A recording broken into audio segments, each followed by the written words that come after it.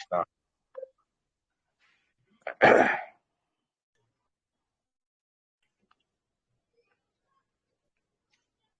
ఎట్లా ప్రారంభించుకుందామా? మర్చిపోతే కూడా మీరు గుర్తు చేసేటట్టున్నారు సార్. ఏంటమ్మా? మేము మర్చిపోతే కూడా మీరు గుర్తు చేస్తారు సార్. ఎట్లా అయింది మీరు పాడేవాళ్ళు కాదా ఆ పాట? అది ఆ పాటలు పాడరా మీరు? అంటే మా అమ్మ చాలా బాగా పాడుతుంది. మా అమ్మ గొంతు ఎంత బాగుంటుంది తెలుసా? మా అమ్మ చాలా బాగా పాడుతుంది అన్నమాట. అసలు చాలా బాగా పాడేది. నాకేందంటే చెప్పే కదా, మనకు ఆ రోజుల్లో ఎట్లా అంటే చిన్నప్పుడు ఎట్లా ఉంటుంది, 7th క్లాస్ 8th క్లాస్ ఆ టైంలో ఎలా ఉంటది అంటే, ఓహో ఇక ఇప్పుడు ఏమంటారు, ఇది దీన్ని ఏమంటారు, వరలక్ష్మి వ్రతం అంటే ఇక అందరూ అమ్మాయిలు వాళ్ళు వీళ్ళు వస్తారు, అదే అన్నమాట. వాళ్ళందరి ముందు హడావిడిగా అటు ఇటు తిరగాలి, ఫుల్ చాలా మంచి అయిపోవాలన్నమాట. ఒక్క రోజు లోపల కొత్త కీర్తి గడించేయాలి. మీరు అమ్మాయి అయితే మీ అమ్మగారు సంతోషించేవాళ్ళేమో సార్. చక్కగా సాయంగా వేసేవారు. అమ్మకి ఇష్టమే, కానీ అదే కదా. కానీ గమ్మత్ ఏంటంటే చూడండి, అంటే ఎంత కష్టపడిందంటే మా అమ్మ, అసలు మా స్తోమతకు ఒక సెమీ గవర్నమెంట్ లో డెలివరీకి వెళ్ళడం అనేది అదే ఫస్ట్. అయినా కూడా సరే ఆంధ్ర మహిళా సభ లోపల అందరికి ఆడపిల్లలే పుడుతున్నారట, ఎట్లా అయినా సరేనా అని అన్నట్టున్నట్టే అందరికి ఆడపిల్లలే పుట్టారట. పుట్టగానే మా అమ్మకి మాత్రం మగ పిల్లడు. మా అమ్మకి ఇక చాలా అప్సెట్ అయిపోయి నన్ను ఒక హాఫ్ డే చూడలేదట. చూడకపోతే హాఫ్ డేనో 1 డేనో. సరే ఎవరో అన్నారట, సరే ఒక పని చేస్తాము, ఈ పిల్లోని వేరే వాళ్ళ పక్కన పడుకోబెట్టి వాళ్ళని తీసుకొచ్చి నీ పక్కన పెడితే ఒక ఆడపిల్లని అని. మళ్ళీ అమ్మ భయపడిపోయిందట, ఇలా అన్నంత పని చేస్తారేమో అని చెప్పేసి. ఏదైనా ప్రపంచంలో తల్లి ప్రేమకు మించి ఏముండదు కదా.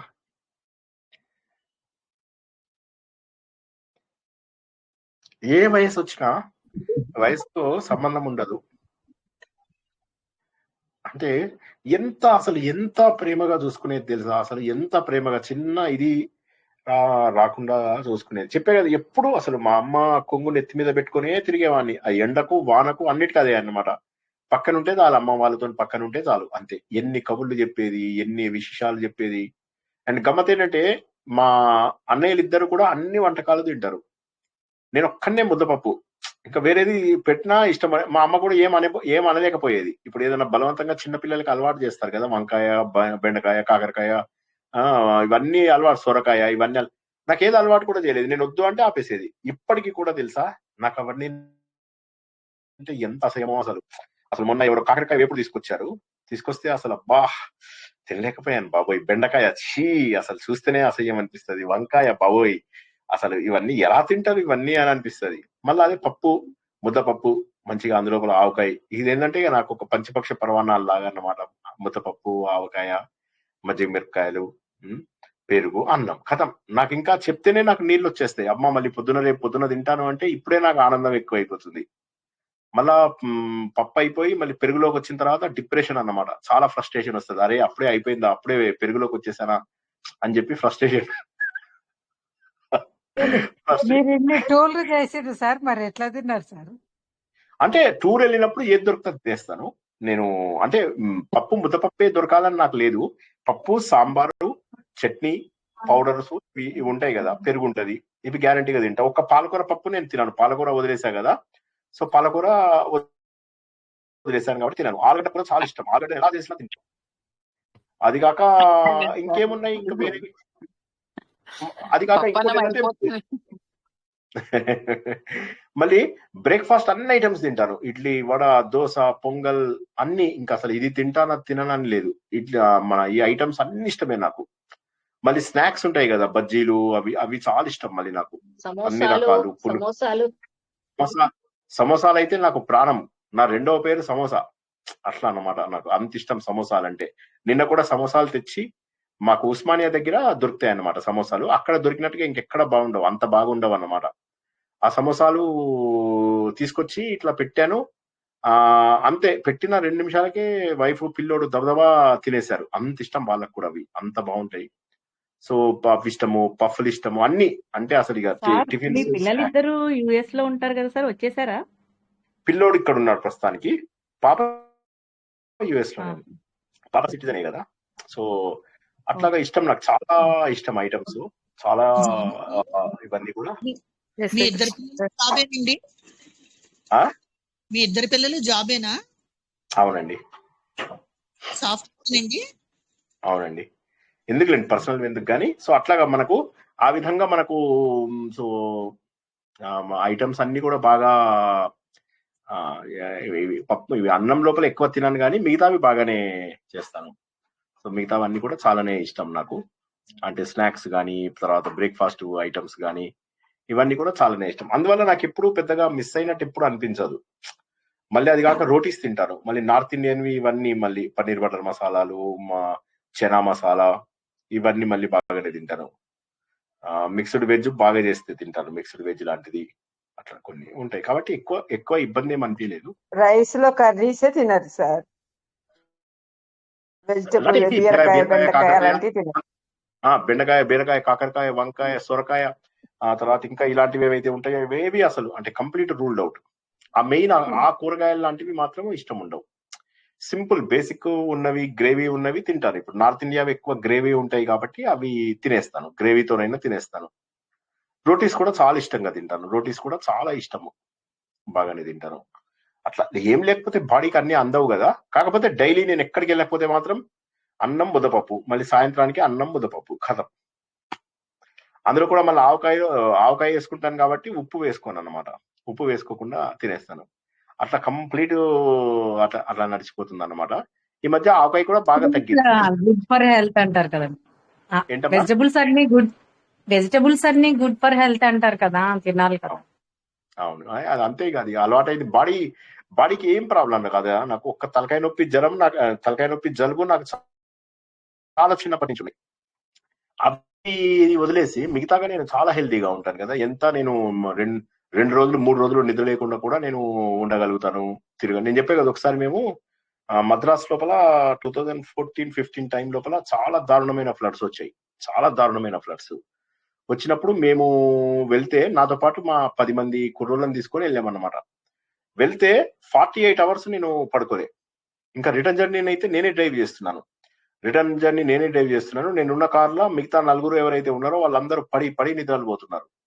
నేను మాత్రము ఓపిక లేదు, బాడీ లోపల శక్తి లేదు. ఇంకా 250 కిలోమీటర్లు డ్రైవ్ చేయాలి. అస్సలు అలా రోడ్డు మీద నుంచి స్పీడ్ గా తీసుకొచ్చి మధ్య లోపల ఆపి మళ్ళీ టీ తాగి మళ్ళీ నడిపిస్తూ అందరూ మాత్రం పడి నిద్రలు పోయారు.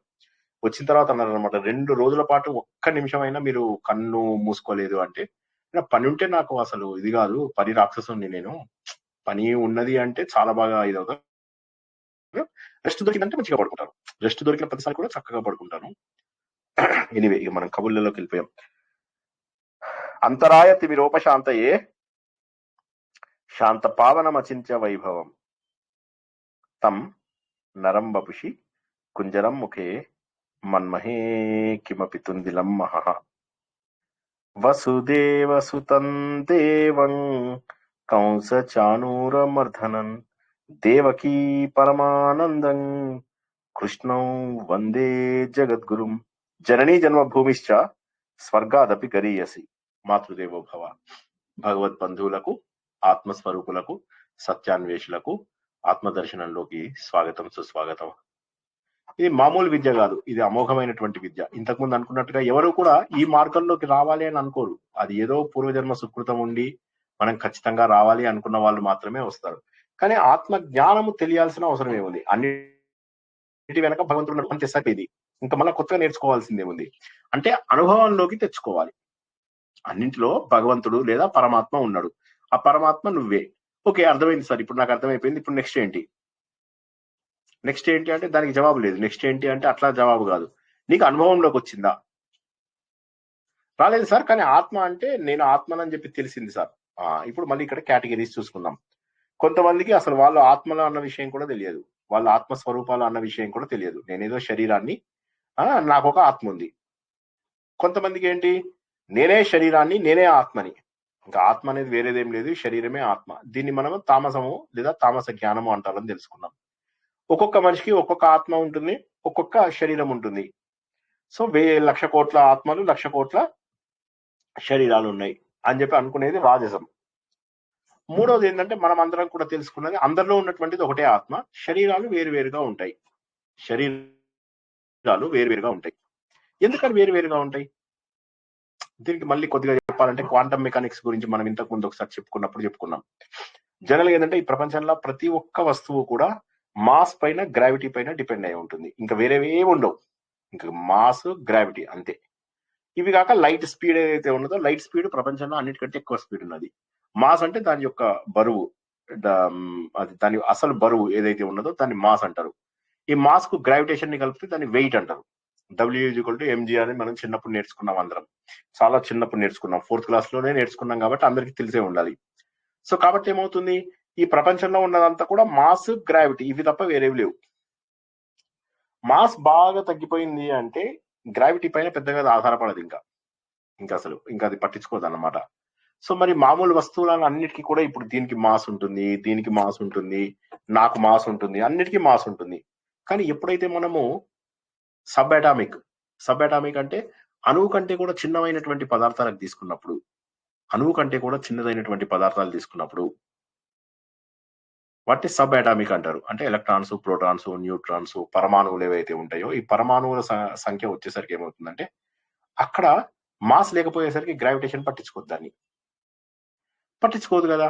మరి ఎందుకు, ఏం చేద్దాం అనగానే అప్పుడు దాని గురించి సైన్స్ అంతవరకు చెప్పిన విషయాలు ఏవి కూడా ఈ సబ్ అటామిక్ పార్టికల్స్ పట్టించుకోవు. సైన్స్ చెప్పేవన్నీ కూడా ఒరిజినల్ సైన్స్ మనకి ఏదైతే ఉందో సైన్స్ చెప్పేవి మిగతా వాటి అన్నిటికీ పనికి వస్తున్నాయి. కానీ ఎప్పుడైతే సబ్ అటామిక్ కనిపించని పరమాణు స్థాయికి వచ్చినప్పుడు ఇవి పనిచేయడం ఆగిపోయింది. ఎందుకు? అన్ని కూడా వింతగా ప్రవర్తిస్తున్నాయి. మనకు ఈయన ఐన్స్టీన్ ఏం చెప్పాడంటే ఈ ప్రతి కాంతి కూడా ఒక చిన్న పార్టికల్ అంటే ఏంది, చిన్న డస్ట్ పార్టికల్ అంటాం కదా, అట్లా పార్టికల్ రూపంలో ఉంటుంది అని అంటాడు అనమాట. కాంతి అన్నిటికంటే వేగంగా వెళ్తుంది, అందులో ఉన్నటువంటి ప్రతిదీ కూడా ఒక చిన్న డస్ట్ పార్టికల్ లాగా ఉంటుంది అంటాడు. మిగతా వాళ్ళందరూ ఏమంటారంటే ఈ కనిపించే ప్రపంచం అంతా ఒక తరంగ రూపం లోపల ఉంటుంది, నేను చూస్తున్నా కాబట్టి అది ప్రపంచ రూపంలో ఉంది. నేను కనుక కరెక్ట్ గా చూడగలిగితే అది కేవలం తరంగమే కనిపిస్తుంది, నాకు ప్రపంచం కనిపించదు. ఈ point, note this point your honour. ప్రపంచం అంతా కూడా నువ్వు చూస్తున్నావు కాబట్టి కనిపిస్తుంది. నీ దృష్టి వల్లనే ఈ సృష్టి ఉన్నది, అసలు సృష్టి లేదు. ఒక్కసారి ఆపుతున్నా, అర్థం కాని వాళ్ళు అడగండి. ఇప్పటి వరకు కొద్దిగా సైన్స్ కూడా వాడాను కాబట్టి కొద్దిగా అర్థం కాని వాళ్ళు ఎవరైనా. హలో, కనపడుతున్నది కాబట్టి అది సృష్టిగా ఉందంటారా? కనబడుతోంది కాబట్టి సృష్టి ఉంది, మనం అది చూస్తున్నాం నీ కాబట్టి దృష్టి వల్ల ఉంది. నీకు దృష్టి కనుక అది లేదు అంటే సృష్టి లేనట్టే లెక్క. ఒక తరంగ రూపంలో ఉంటది అంతే. తరంగాలంటే వేవ్ అంటాం కదా, ఆ వేవ్ రూపంలో ఉంది ప్రపంచం అంతా. నువ్వు చూస్తున్నావు కాబట్టి సృష్టి ఉన్నది. వేవ్స్ అంటే కూడా గాలి వేవ్సా లేకపోతే నీటి వేవ్స్? ఏదైనా కూడా ఒక తరంగం అనుకుంటుంది. ఈ ప్రపంచం అంతా కూడా ఒక చిన్న బట్ట కూడా తరంగ రూపంలో ఉంటుంది. తరంగ రూపం అంటే ఇలాగా, ఓకే, ట్రాన్స్వర్స్, లాంగిట్యూడనల్ అని 2 రకాల తరంగాలు ఉంటాయి. ఆ తరంగాల రూపంలో ఉంది ఈ ప్రపంచం అంతా. కానీ మనమే ఏమనుకుంటున్నాము అంటే ఈ సృష్టి అంతా కూడా ఇక్కడ పెన్ ఉంది, ఇక్కడ ఉదాహరణకి ఇదేంటంటే దీని ఏమంటారు, ఇదేంటి నేను వేసుకున్నది ఏంటి, షర్ట్ అంటారు. కానీ అది షర్టా? మీరు ఒకసారి ఆలోచిస్తే అందులో ఉన్నదంతా దూది కాదు, అందులో ఉన్నది క్లాత్, దారము, దూది, సింపుల్ దారం, దూది, కాటన్, సింపుల్ దారం అంతే. అలాగే ఈ ప్రపంచం అంతా కూడా నువ్వు చూస్తున్నావు కాబట్టి దీన్ని చొక్కా అంటున్నావు. కానీ నువ్వు చూసే దృష్టి లోపల నువ్వు కనుక ఆలోచించినట్టయితే అది దూది అంటావు. ఆయన శ్రీనివాస్ ఏమున్నాడంటే ఆయన గడ్డము తెల్లగా ఉన్నది అంటే దూది, ఆయన బట్టలు కూడా ఏ రంగులున్నా లోపల ఉన్నది దూది అని చెప్పేసి అంటావు. దృష్టిని బట్టే సృష్టి. పాయింట్ అర్థమైందా అండి? ఇది మనము యాత్రకు వచ్చే కంగారు పడకండి, యాత్ర వాళ్ళకి బాగా డీటెయిల్ గా చెప్పడం జరుగుతుంది. యాత్ర వాళ్ళకి డీటెయిల్ గా చెప్తాము. ఇప్పుడు ప్రస్తుతానికి యాత్రకు రాని వాళ్ళ కోసం అని చెప్తున్నాను ఇవాళ కొంత. అంటే ఆలోచనను బట్టే కనపడుతుంది మనకి, ప్రపంచం దృష్టిని అంతే, బట్టి లేకపోతే సృష్టి, ప్రపంచం లేదు. ఆలోచనను బట్టి ఏదైనా Correct. మూల పదార్థం అండి, మూల పదార్థం. మూల పదార్థం కాదు, అసలు ఏమీ లేదంటారు ప్రపంచంలో. అసలు ఈ ప్రపంచమే లేదు. నువ్వు చూస్తున్నావు కాబట్టి ఉంది అది, లేకపోతే అసలు ఈ ప్రపంచం లేదు. ఆయన ఏమని చెప్తాడు శంకరాచార్య, న శాస్త్ర న శాస్త్రం న శిష్యో న శిక్ష న చ త్వం న చాహం న చాయం ప్రపంచః స్వరూపావబోధాత్ వికల్పా సహిష్ణుః తదేకోవశిష్టః శివః కేవలోహం న భూమిర్న తోయం న తేజో న వాయు న ఖం నేంద్రియం వా న తేషాం సమూహః అనేకాంతికత్వాత్ సుషుప్త్యేక సిద్ధః తదేకోవశిష్టః శివః కేవలోహం. ఏం చెప్తున్నాడు? ఈ పంచభూతాలు ఏవైతే నీకు కనిపిస్తున్నాయో ప్రతి ఒక్కటి పంచభూతమే. ఈ ప్రపంచంలో పంచభూతం కాని వస్తువు ఏదన్నా ఉందా అండి? మీరు ఏ లేదు. వస్తువు పంచభూతం లేదు. కానిది లేదు లేదు. సార్. ఆరవ వస్తువు లేదు. లేదు. ఆరవ వస్తువు లేదు. అన్ని 5 వస్తువులలోనే వస్తాయి. ఇంకేది రానే వచ్చే ఛాన్సే లేదు.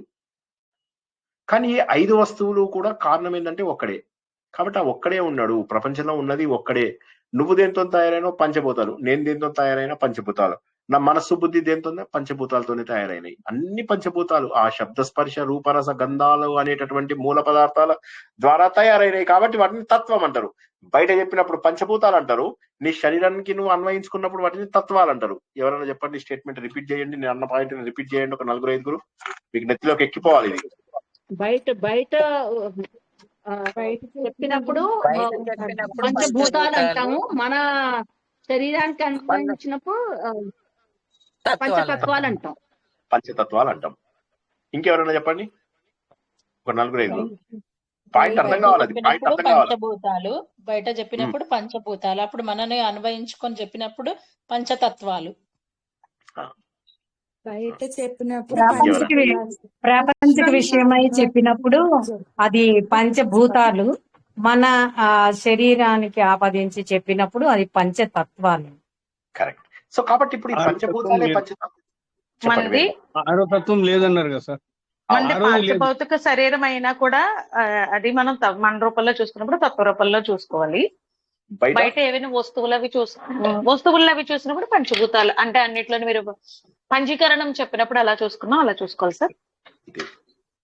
సో కాబట్టి ఏమైతుంది, ఇప్పుడు ఉన్నటువంటిది ఒకటే పదార్థం. ఆత్మ అనేటటువంటి ఒక పదార్థము ముందుగా శబ్దంగా మారిపోయింది. శబ్ద స్పర్శ రూప రసగంధాలుగా మారిపోయింది. మారిపోయి చివరికి మనకేమైపోయింది, పంచభూతాలతో ప్రపంచం అంతా తయారైపోయింది. నువ్వు నేను. కాబట్టి ఆయన ఏమంటున్నాడు, నా చత్వం నా చాహం నచ త్వం త్వం నువ్వు లేవు, నచ అహం నేను లేను, నచ అయం ప్రపంచ ఈ ప్రపంచం కూడా లేదు. కాబట్టి నీ దృష్టిని బట్టే ఈ సృష్టి. కానీ నువ్వేమైతుందంటే దృష్టి అందరికీ కనిపిస్తుంది. మరి అయినప్పుడు ఎందుకు ఇందరం ఇంత డిఫరెంట్ గా ఉన్నాము? ఎందుకంటే ప్రకృతికి ఎప్పుడూ కూడా వివిధ రూపాలలో కనిపించాలి అనే భావన బహుశా ఉండాలి. అర్థమైతలేదు కదా? ప్రపంచానికి ఇదంతా కూడా వింతగా కనిపించాలనేటటువంటిది ఒక భావన ఉండాలి. అందుకే వివిధ రూపాలలో కనిపిస్తుంది. ఒకే మట్టి కుండ రూపంలో కనిపిస్తుంది, చిన్న కూజా రూపంలో కనిపిస్తుంది, చిన్న ఒక చిన్న దాన్ని ఏమంటారు కాయిన్ బాక్స్ లాగా ఉంది. అన్ని రకాలుగా అన్ని రూపాలు, ఒక గ్లాస్ మట్టి గ్లాస్ లాగా ఉంది, మట్టి స్టవ్ లాగా ఉంది. ఉన్నదంతా మట్టే. వివిధ రూపాలలో కనిపించడం బహుశా భగవంతుడు సృష్టికి ఇష్టమేమో. అదే విధంగా నువ్వు పక్కోడు ఒక్కరైనా ఒక్క సిమిలారిటీ అయినా ఉంటుందా?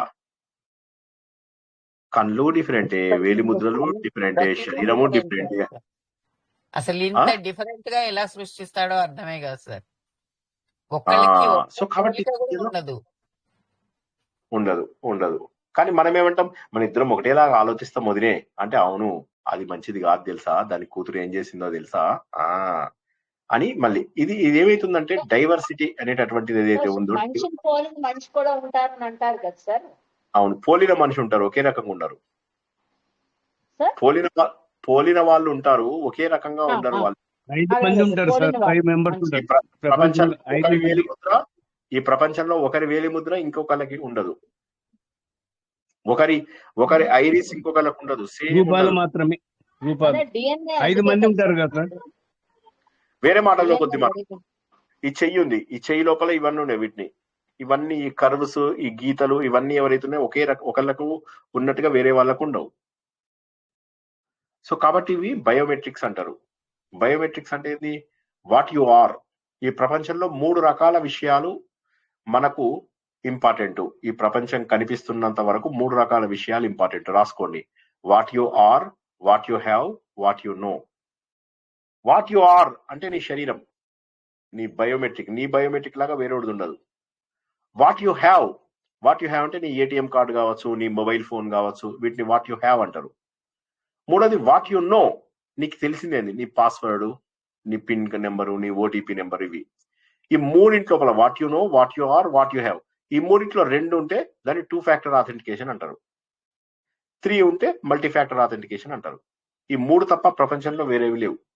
సాఫ్ట్వేర్ కానీ, మనకున్న సెక్యూరిటీ కానీ, ప్రపంచం మొత్తం నడిచేది ఈ మూడింటితోటే. ఇప్పుడు మన ఆత్మతత్వం ప్రకారం అసలు ఈ 3 కూడా లేవు అంటున్నాడు. అర్థం కాని ఒకసారి అడగండి. హలో, అది వాట్ యు ఆర్ అంటే అర్థమైంది. Biometrics, what you are have అంటే materialistic things. that you have your ATM card, your credit card, your device, your cell phone, ఇవన్నీ కూడా వాట్ యు హ్యావ్. అవునా? What you know password, father's know. What you know అంటే password, passcode, 1 time password, mother's maiden name, father's maiden name, ఇవన్నిటిని కూడా ఈ మూడిట్లోంచి security వస్తుంది ప్రపంచంలో. ప్రపంచంలో నీకంటూ గుర్తింపు కేవలం ఈ మూడిటి ద్వారానే వస్తుంది. ఉదాహరణకి మీరు యాహూలోకి, గూగుల్లోకి ఎలా లాగిన్ అవుతారు? యూజర్ ఐడి, పాస్వర్డ్ ఎంటర్ చేస్తారు. అవునా? పాస్వర్డ్ అంటే ఏంది? What you no. అప్పుడు ఏమవుతుంది? అది ఓటీపీ పంపిస్తుంది. అప్పుడు what you have, what you know, what you have రెండింటిని కలిపారు మీరు. What you know, what you have రెండింటిని కలిపారు. దాన్ని 2 ఫ్యాక్టర్ ఆథెంటికేషన్ అంటారు. సరే, ఎనీవే, ప్రపంచం అంతా ఉన్నంత వరకు కూడా, ఈ సృష్టి ఉన్నంత వరకు, ఈ దృష్టి ఉన్నంత వరకు నీకు సృష్టి కనిపిస్తుంది. ఆ దృష్టి మాయం చేసుకోవయ్యా. ఆ దృష్టిని మాయం చేసుకుంటే నీకు సృష్టి కనిపించేటటువంటి అవకాశం లేదు. వీళ్ళు ఏం చేశారు? సరే అని చెప్పి ఈ కాంతి, ఒక కాంతి పుంజం ఏదైతే ఒక కణం ఉన్నదో ఆ కణంని సూపర్ ఫాస్ట్ గా వేసేసారు. వేసేయగానే ఏమైంది? ఆ కాంతి పుంజము, అది వాళ్ళు తెలిసినంత వరకు అది పార్టికల్. తీరా చూస్తే అది తరంగం లాగా కనిపించడం మొదలెట్టింది. కనిపించగానే ఐన్స్టీన్ తో చెప్పారు, ఏమయ్యా నువ్వు ప్రపంచం అంతా పార్టికల్ అన్నావు, అదేమో తరంగం లెక్క కనిపిస్తుంది, ఏంది నువ్వు పార్టికల్ అని చెప్పి అన్నావు అని. అవునా అని చెప్పి దాన్ని అబ్జర్వ్ చేయడానికి ఒకటి అడ్డం పెట్టారు అక్కడ. ఒకటి పెట్టి అది ఏం చేస్తుందో చూద్దామని చూసారు. అది ఈసారి పార్టికల్ బిహేవియర్ చేస్తుంది. తరంగం అనుకున్నప్పుడు ఏమో పార్టికల్ లాగా బిహేవ్ చేస్తుంది. పార్టికల్ అనుకున్నప్పుడు తరంగంగా. దానికి ఏం తెలుసు నువ్వు చూస్తున్నావని? దానికి ఏం తెలుసు? ఒకడు చూస్తున్నాడు అని చెప్పి ఎప్పుడైతే పెట్టావో అప్పుడు అది తన బిహేవియర్ ని మార్చుకుంటుంది. అదేంటి ఆశ్చర్యం? ఒక చిన్న కాంతి కణము నువ్వు చూస్తావంటే దానికి సిగ్గేయడం ఏంది? నేనున్నాను, నాకు చాలా సిగ్గు. నాకు మాట్లాడడం అంటే ఎంత సిగ్గు తెలుసా? అసలు నేను జనరల్ గా మాట్లాడాను, చాలా సిగ్గుపడుతూ ఉంటాను. అట్లాగా సో ఆ పార్టికల్ కూడా అట్లాగే సిగ్గు ఎక్కువ, చాలా సిగ్గు ఎక్కువ. ఎందుకంటే పార్టికల్ ఎలా తెలుస్తుంది సార్? ఎలా తెలుస్తుంది మరి? కాబట్టి సైన్స్ కి ఎప్పుడైతే సైన్స్, క్లాసికల్ సైన్స్ ఏదైతే ఉందో, క్లాసికల్ సైన్స్ వీటన్నిటికీ జవాబు చెప్పలేదు. ఎప్పుడైతే సబ్ అటామిక్ పార్టికల్స్ ఉంటాయో వాటన్నిటికీ కూడా కేవలము మీకు క్వాంటమ్ మెకానిక్స్, క్వాంటమ్ ఫిజిక్స్ మాత్రమే జవాబు చెప్పడం అనేది జరుగుతుంది. వాడేం చేశాడు? సరే ఇంకా ఏముంది లక్షణం అని చెప్పేసి ఏం చేశాడు? కాంతి కణం ఉంటది కదా, ఈ కాంతి కణాలు 2 ఒకే దాంట్లోంచి జనరేట్ అయిన ఒక కాంతి కణంని ఇక్కడ పెట్టాడు. ఇంకో కాంతి కణంని లైట్ ఇయర్స్ దూరం పంపించాడు. లైట్ ఇయర్స్ అంటే మన జీవితంలో వెళ్ళలేని ఇంత దూరం దాన్ని పంపించాడు. కాంతి వేగంతో లక్షల కిలోమీటర్లు పంపించేశాడు. పంపించిన తర్వాత దీన్ని తిప్పాడు, ఈ కాంతి కణంని ఇట్లా తిప్పాడు. తిప్పగానే ఈ కాంతి కణము ఎగ్జాక్ట్లీ ఆపోజిట్ తిరిగింది. కనెక్షన్ ఎక్కడి నుంచి వచ్చింది? ఈ రెండింటికి మధ్య ఎంటాంగిల్మెంట్ ఎక్కడి నుంచి వచ్చింది? దీనికి దానికి సంబంధం ఉన్నదేమో దూరము. అంత దూరంలో ఉన్నప్పుడు ఇక్కడి నుంచి తిప్పితే అక్కడికి కనీసం టైం పడుతుందా లేదా? మీరు ఆలోచించండి. ఇక్కడ తిప్పితే ఒక సెకండ్ అన్నా పట్టాలి కదా. ఇది తిప్పుతుంటే అది తిరుగుతుంది, ఇట్లా తిప్పుతుంటే అది తిరుగుతుంది. ఎక్కువ కాబట్టి టైం పట్టలేదు. కాంతి అన్నిటికంటే వేగంగా ఉంటుంది అంటారు కదా సార్? అవును, ఆ కాంతి దూరంలో పంపించేసాం దాన్ని. ఈ రెండు ఇంత దూరంలో ఉందనుకుంటాం సార్. ఇది ఇక్కడ ఉంది, ఇది ఇక్కడ ఉంది కనెక్షన్. ఇది ఇక్కడ ఒక పార్టికల్ ఉంది, ఇక్కడ ఒక పార్టికల్ ఉంది. ఈ పార్టికల్ కి ఈ పార్టికల్ మధ్య. భాగ్యలక్ష్మి గారు మీరు ఎందుకో మ్యూట్ లో నుంచి మాటికి బయటకు వస్తున్నారమ్మా, మాట్లాడాలా ఏమన్నా? కే భాగ్యలక్ష్మి గారు, ఇక్కడ ఒక కణం ఉంది, ఇక్కడ ఒక కణం ఉంది. ఈ రెండింటి మధ్య కోట్ల మైళ్ళ డిస్టెన్స్ ఉంది. వందల కోట్ల మైళ్ళ డిస్టెన్స్ ఉంది. ఇది తిప్పగానే ఇది అపోజిట్ డైరెక్షన్ లో తిరుగుతుంది. కారణం ఏంటి?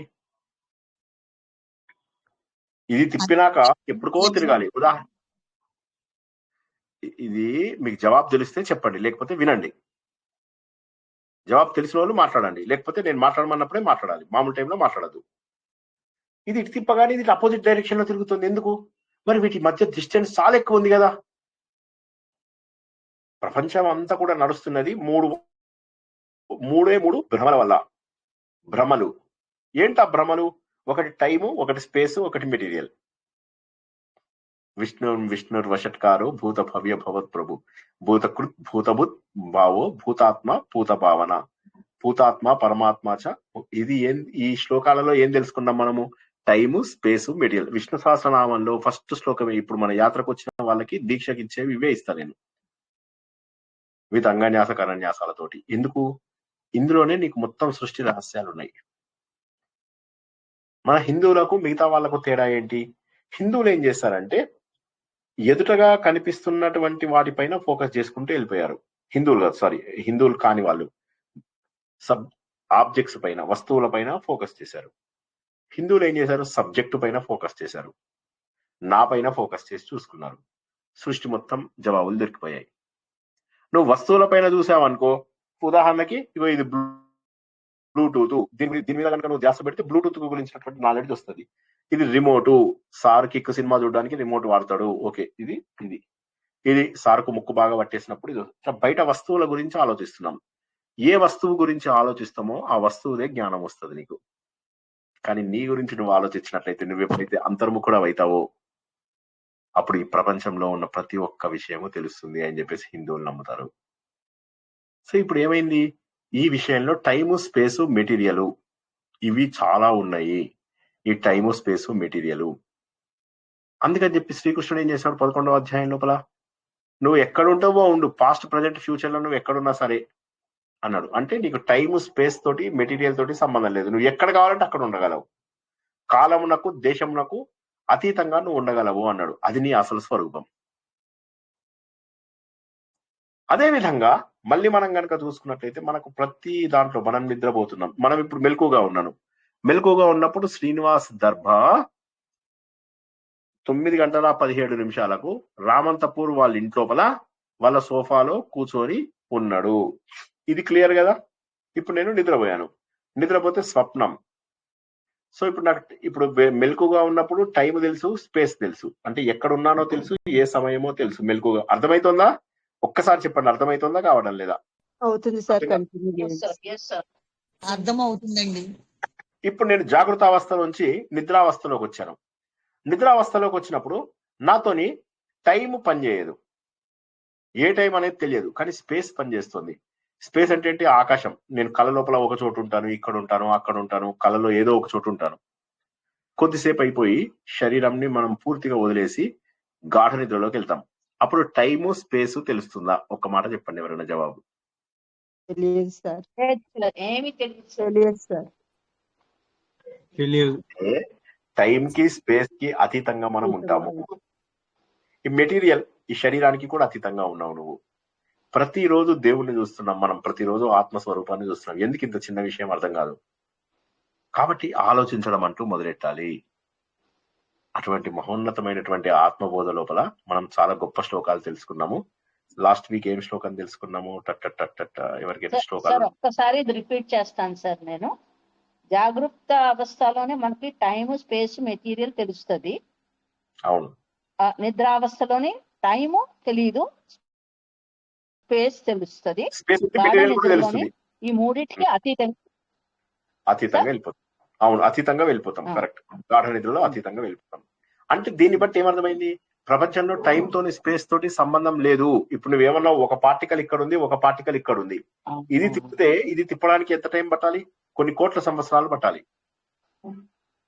కానీ వెంటనే తిరుగుతున్నాయి. ఇది తిప్పుతుంటే తిరుగుతుంది. వాళ్ళకి అర్థం కాలేదు ఏం జరిగింది అసలు. అంటే టైము, స్పేస్ తోని సంబంధం లేదు అని చెప్పి కనుక్కున్నారు. క్వాంటమ్ ఫిజిక్స్ అదే అన్నమాట. మీకు నేను క్వాంటమ్ ఫిజిక్స్ పిల్లలకు చెప్పినట్టు చెప్పాను. ఇంకా ఇంతకంటే లో లెవెల్కి వెళ్ళి చెప్పడం నాకు కాదు. చిన్నప్పుడు చదువుకోండి, ఈ స్కూల్కి వెళ్ళండి అంటే లేదు 4th క్లాస్ అయిపోయింది అమ్మా పెళ్లి చేసేయి, అందరికి పెళ్లిళ్ళు అవుతున్నాయి నా ఫ్రెండ్స్ కి అని చెప్పి గోళాలు చేసేసి పెళ్లిళ్ళు చేసుకున్నారా? ఏం స్టూడెంట్స్ దొరికారండి భలే. ఫస్ట్ పెళ్లిళ్ళు చేసుకొని ఏం సాధించాం పెళ్లి చేసుకొని? సార్ ఇది 4th క్లాస్ లోనే ఉందని చెప్పారు కదా సార్ ఇందాక. పెళ్లి క్లాస్ గుర్తుండవు కదా అండి.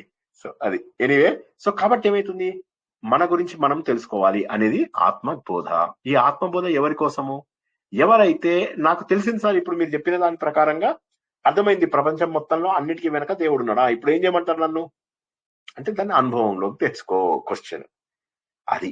అనుభవంలోకి వచ్చే వరకు మనకు తెలియనట్టే లెక్క. కారు నడిపిస్తావా అంటే నాకు బ్రేక్ ఎక్కడుందో, యాక్సిలరేటర్ ఎక్కడుందో, క్లచ్ ఎక్కడుందో తెలుసు, గేర్ ఎక్కడుందో తెలుసు, స్టీరింగ్ ఎట్లా ఉందో తెలుసు. అంటే అయితే మరి నడిపి అంటే ఏమంటారండి మీరు? హలో, నడిపిమంటే నడిపిస్తారా? ఇవన్నీ తెలిస్తే నడిపిస్తారా? డ్రైవింగ్ రాదు సార్. సో కాబట్టి ఏంటంటే ఒకటే గుర్తుంచుకోండి, ఏంటంటే అనుభవంలోకి రావాలి. ఆ అనుభవంలోకి రావాలి అంటే మీరు ఒకటే ఆలోచించాలి, నాకు ఆత్మ అనుభవంలోకి వస్తుందా? సార్ శ్రీనివాస్ గారు చెప్తున్నారు కదా ఆత్మ అనుభవంలోకి వస్తుందా?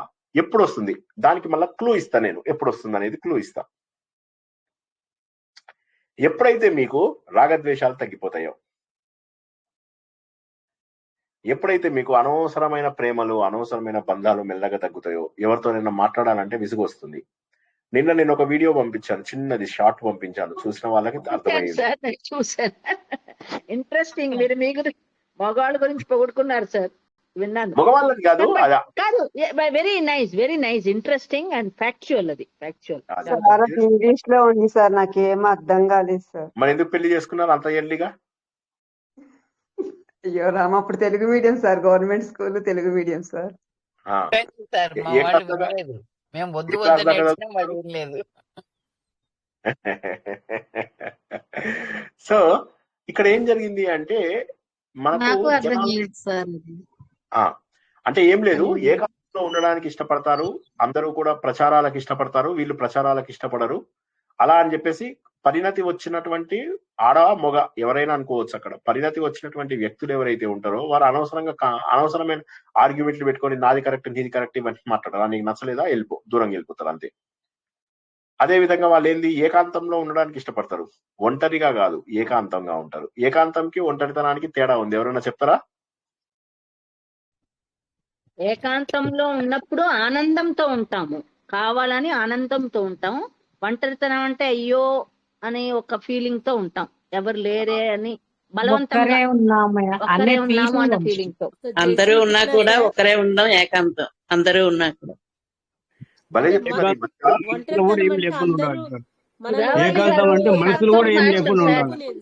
సార్ మా సుధావల్లి గారు తత్వం మాస్టర్ ఆవిడ, చాలా బాగా చెప్తారు. ఆవిడ మాత్రం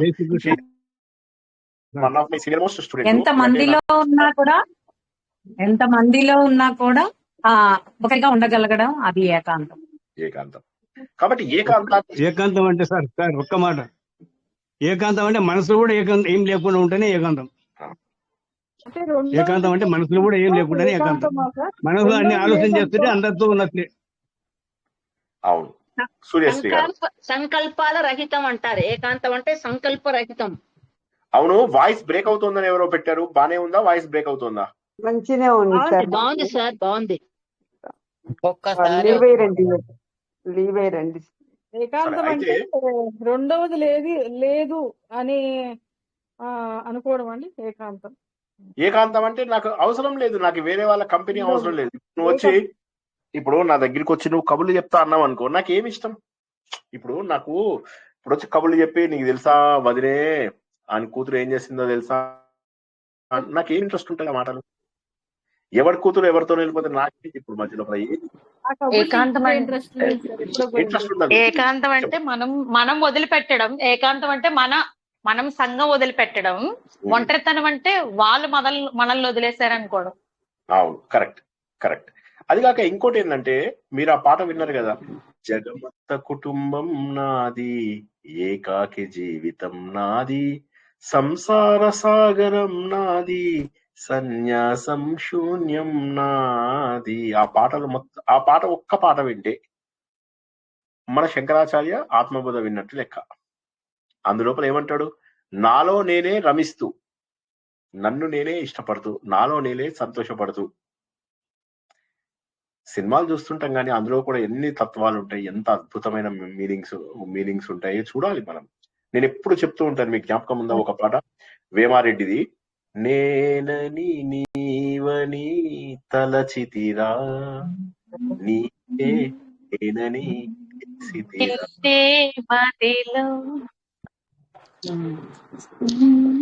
ఏదో తప్పు పాడుతున్నట్టున్నారు మాధురి గారు, మీరు వేరే పాట పాడుతున్నట్టున్నారు.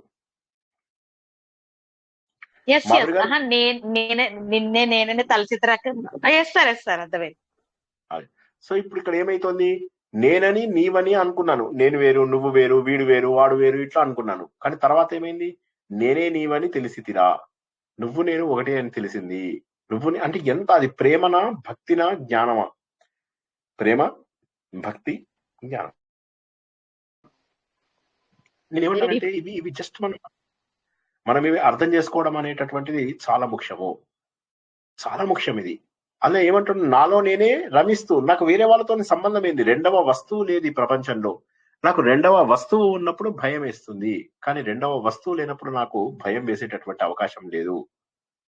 కాబట్టి నాకు ఉన్నటువంటి ఒకటే వస్తువు, ఆ ఒక్క వస్తువు ఏదైతే ఉందో దాని గురించి నేను ఎందుకు భయపడతాను? దాంట్లో నేను రమిస్తాను, ఎందుకంటే నేను సచ్చిదానంద స్వరూపుడను, నేను ఆనంద స్వరూపుడను. నేను రెండో దాని గురించి ఎందుకు భయపడతాను? నాకేం అవసరం? నాకేమీ ఇది ఉంది? ఏమీ లేదు. కాబట్టి మనం ఈ శ్లోకాలలో ఏం తెలుసుకున్నాము? 24 శ్లోకాల లోపల ఆత్మ అనేటటువంటిది సచ్చిదానంద స్వరూపము, ఎప్పుడు మనకు ఆనందాన్ని ఇచ్చేది. అది నాలో నేనే రమించినప్పుడు మాత్రమే తెలుస్తుంది. నేనేమనుకుంటున్నాను? సమాజంతో ఉంటూ దేవుడు అంటే నాకు దేవుడు తెలుసు, సో వాట్, అందరి వెనుక ఉన్న దేవుడు, అది ఇప్పుడు ఏం చేయమంటారు? కాదు, అది అనుభవపూర్వకంగా తెలుసుకోవాలి. కానీ అనుభవపూర్వకంగా ఎందుకు తెలుసుకోవడం లేదు అనేది తర్వాత 25 శ్లోకం లోపల తెలుసుకున్నాం. చిదావాసం మనకు ఎందుకు వస్తుంది, ఎందుకు మనకు అధ్యాస ఎందుకు వస్తుంది అనేది మనం తెలుసుకున్నాం. 26వ శ్లోకం లోపల మనం ఏం తెలుసుకున్నాము? జీవుడు అనేటటువంటి భావన నా లోపల ఎందుకు వచ్చింది, ఆ భావన రావడం వల్ల నేను భయపడుతున్నానా లేదా? ఇప్పుడు తీరి కూర్చొని భయపడుతున్నా నేను, నా లోపల జీవుడి యొక్క భావన రావడం వల్ల నేను భయపడిపోతున్నాను. ఆత్మ అనేటటువంటిది దానికి మార్పు లేదు, గత వారం తెలుసుకున్నాం. మార్పు చెందినటువంటిది ఆత్మ, నీలో నాలో అందరిలో ఉన్నటువంటిది ఒకటే ఆత్మ. ఆత్మకు మార్పు చెందే అవకాశం లేదు. బుద్ధికేమో స్వతహాగా తనంతట తనే వెలిగేటటువంటి శక్తి లేదు. బుద్ధికి స్వతహాగా తనంతట తనే వెలుతురు వచ్చేటటువంటి శక్తి లేదు. కాబట్టి ఏమైపోతుంది అంటే జీవుడు భ్రమ వల్ల నేనే ఆ ఆత్మని అనుకుంటున్నాడు, అంటే రాజస జ్ఞానంలోకి వెళ్ళిపోతున్నాడు. నేనే చూస్తున్నాను, నా శరీరమే నేను అని చెప్పేసి అంటున్నాడు.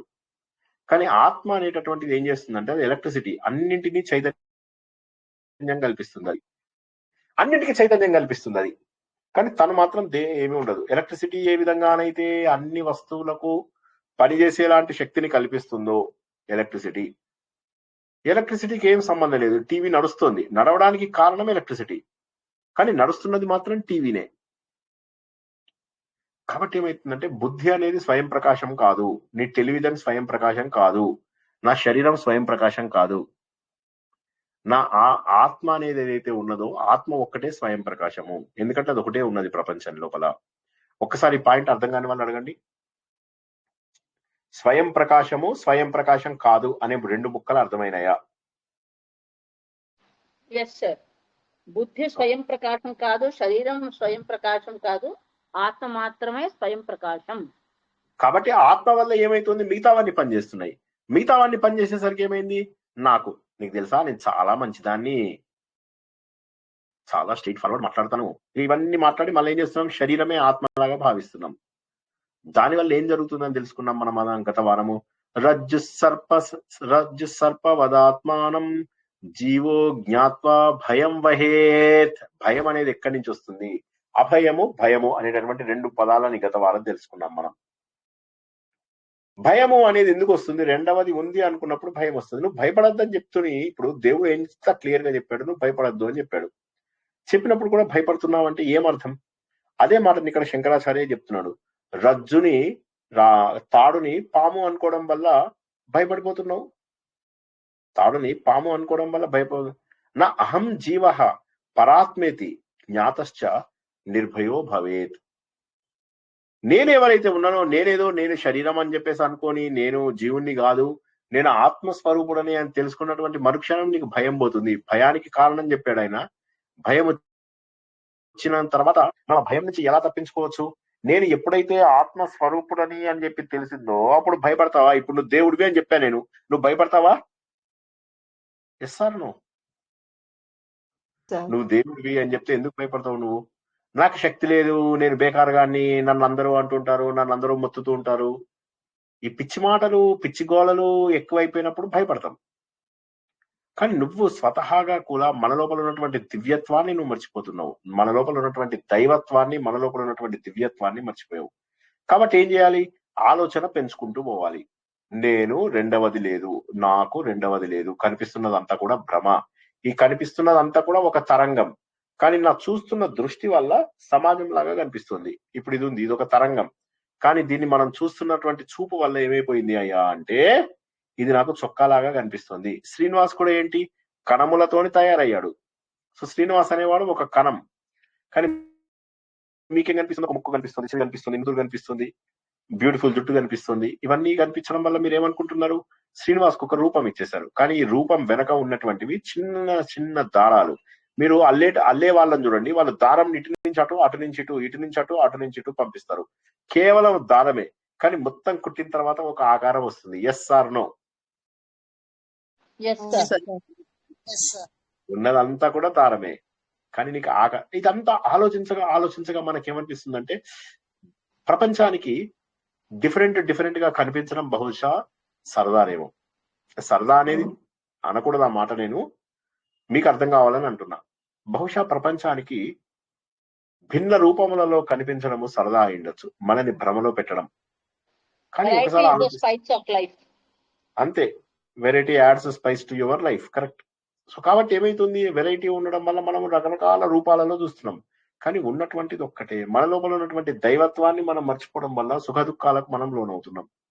సుఖ దుఃఖాలకు కారణం ఏమిటంటే మన ఆలోచననే, ఇంకేం లేదు. సుఖం నేను మళ్ళీ చెప్తున్నా, శ్రీనివాస్ స్టూడెంట్స్ ఎవరైనా సరే దుఃఖంగా ఉన్నారు అంటే వాళ్ళు నా స్టూడెంట్స్ గారు. గుర్తుంచుకోండి ఆ మాట, నేను ఎన్నోసార్లు చెప్పా.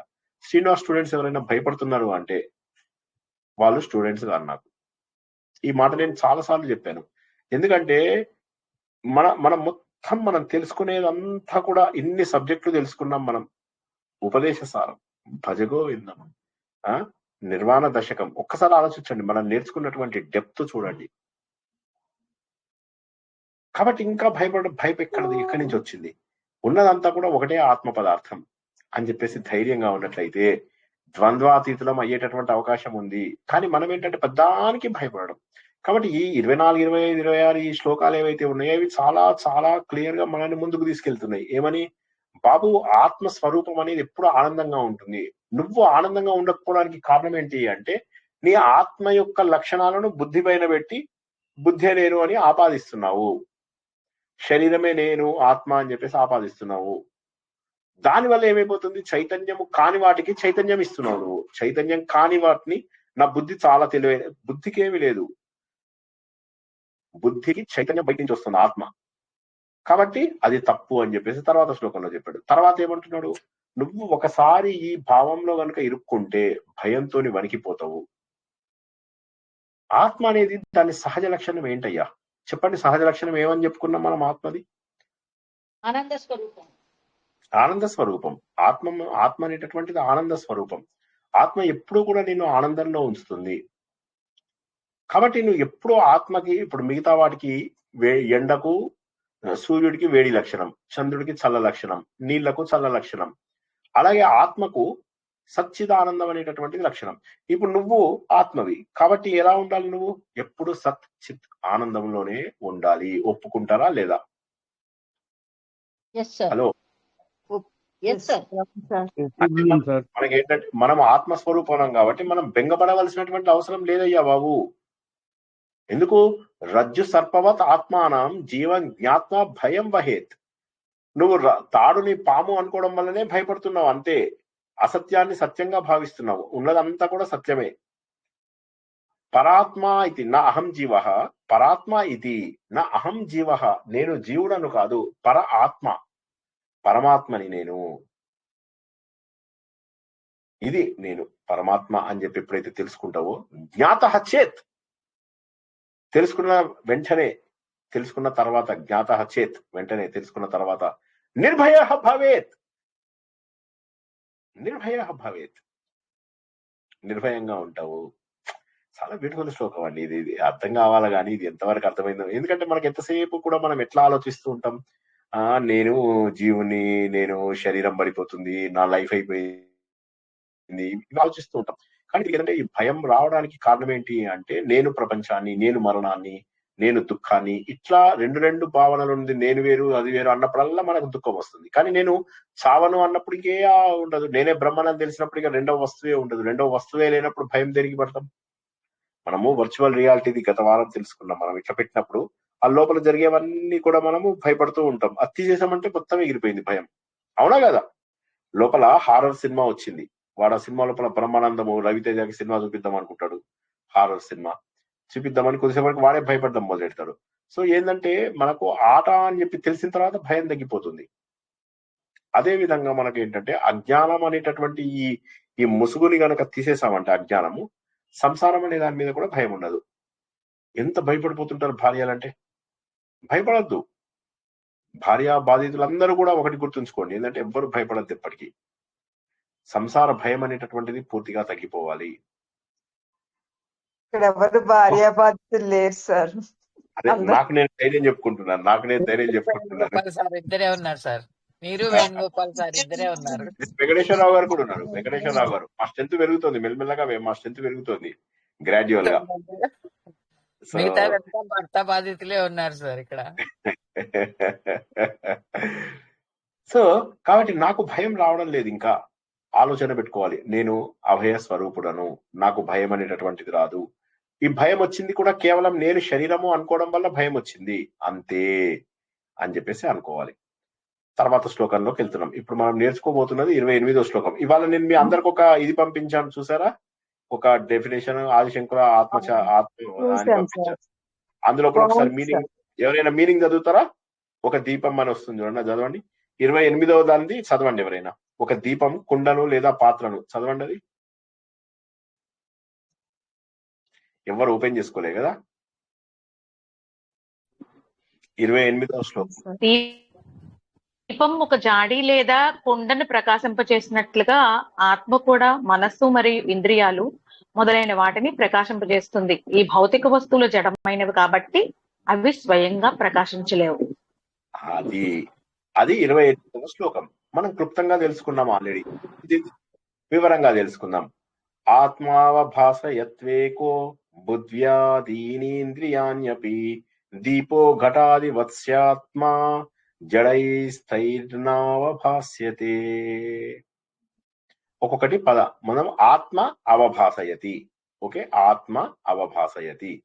తర్వాత ఆత్మభాత ఏకో అన్నాడు. ఏకో అంటే ఏకహ, ఒకటి, ఏకహ. బుద్ధి ఆదీని, బుద్ధి ఆదీని, బుద్ధ్యాదీని, బుద్ధి ఇతరములు, బుద్ధ్యాదీని ఇంద్రియాని అపి. నేను విడదీసి చదువుతున్నాను, శ్లోకం ఒకసారి చూసుకోండి అందరూ. ఆత్మ అవభాసయతి ఏకః బుద్ధి ఆదీని ఇంద్రియాని అపి. దీపః ఘటాదివత్ స్యాత్మా. స్వాత్మ, స్వాత్మ అంటే సొంత ఆత్మ, స్వ ఆత్మ. మళ్ళీ చదువుతుంది చూడండి. దీపః ఘటాదివత్ స్వాత్మ, స సొంత ఆత్మ, స్వాత్మ. జడైహి, జడము, జడైహి తైహి, తహతౌతే తం తౌతాన్ తైహి నా అవభాస్యతే. నా అవభాస్యతే. అవభాసతి అంటే ప్రకాశింపజేయడం.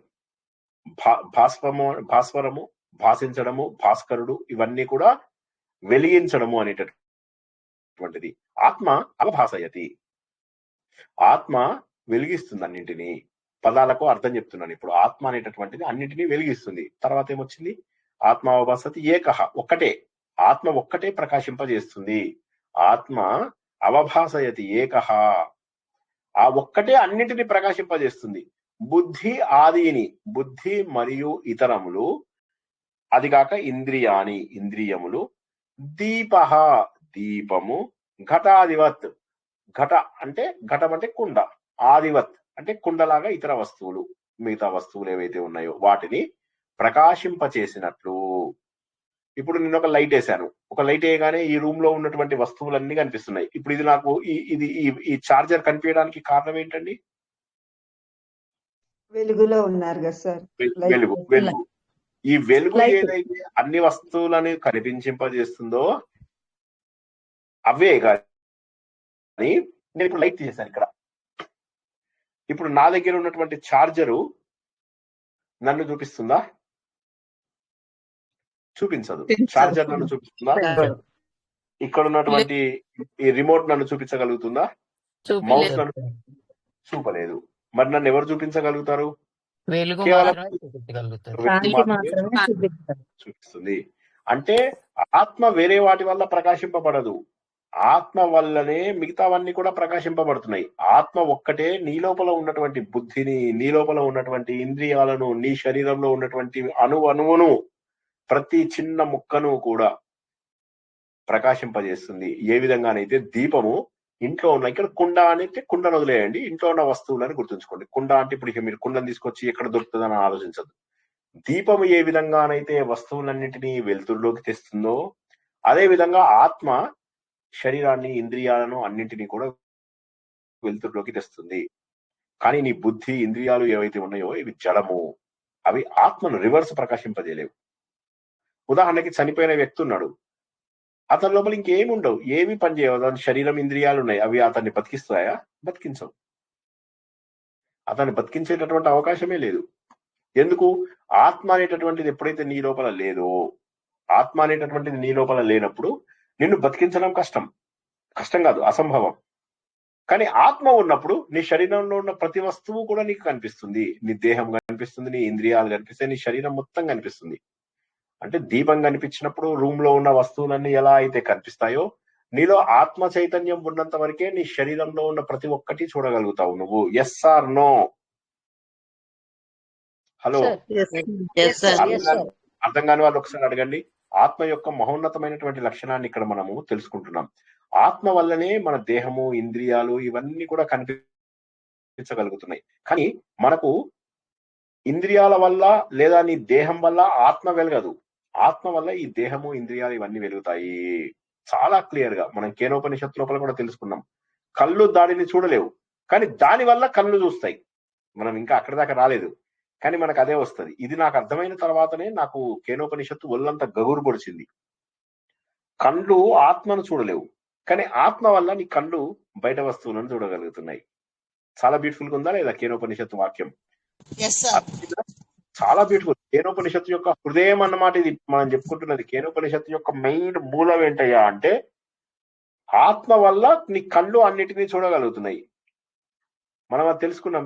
ఎవరు ప్రేరేపించడం వల్ల కనులు చూడగలుగుతున్నాయి, మనస్సు తెలుసుకోగలుగుతుంది, ఇవన్నీ అంటే ఆ వెనక ఉన్నటువంటిది ఎవరైతే ఉన్నారో ఆ ఆత్మ స్వరూపం వల్ల నీ కనులు చూడగలుగుతున్నాయి.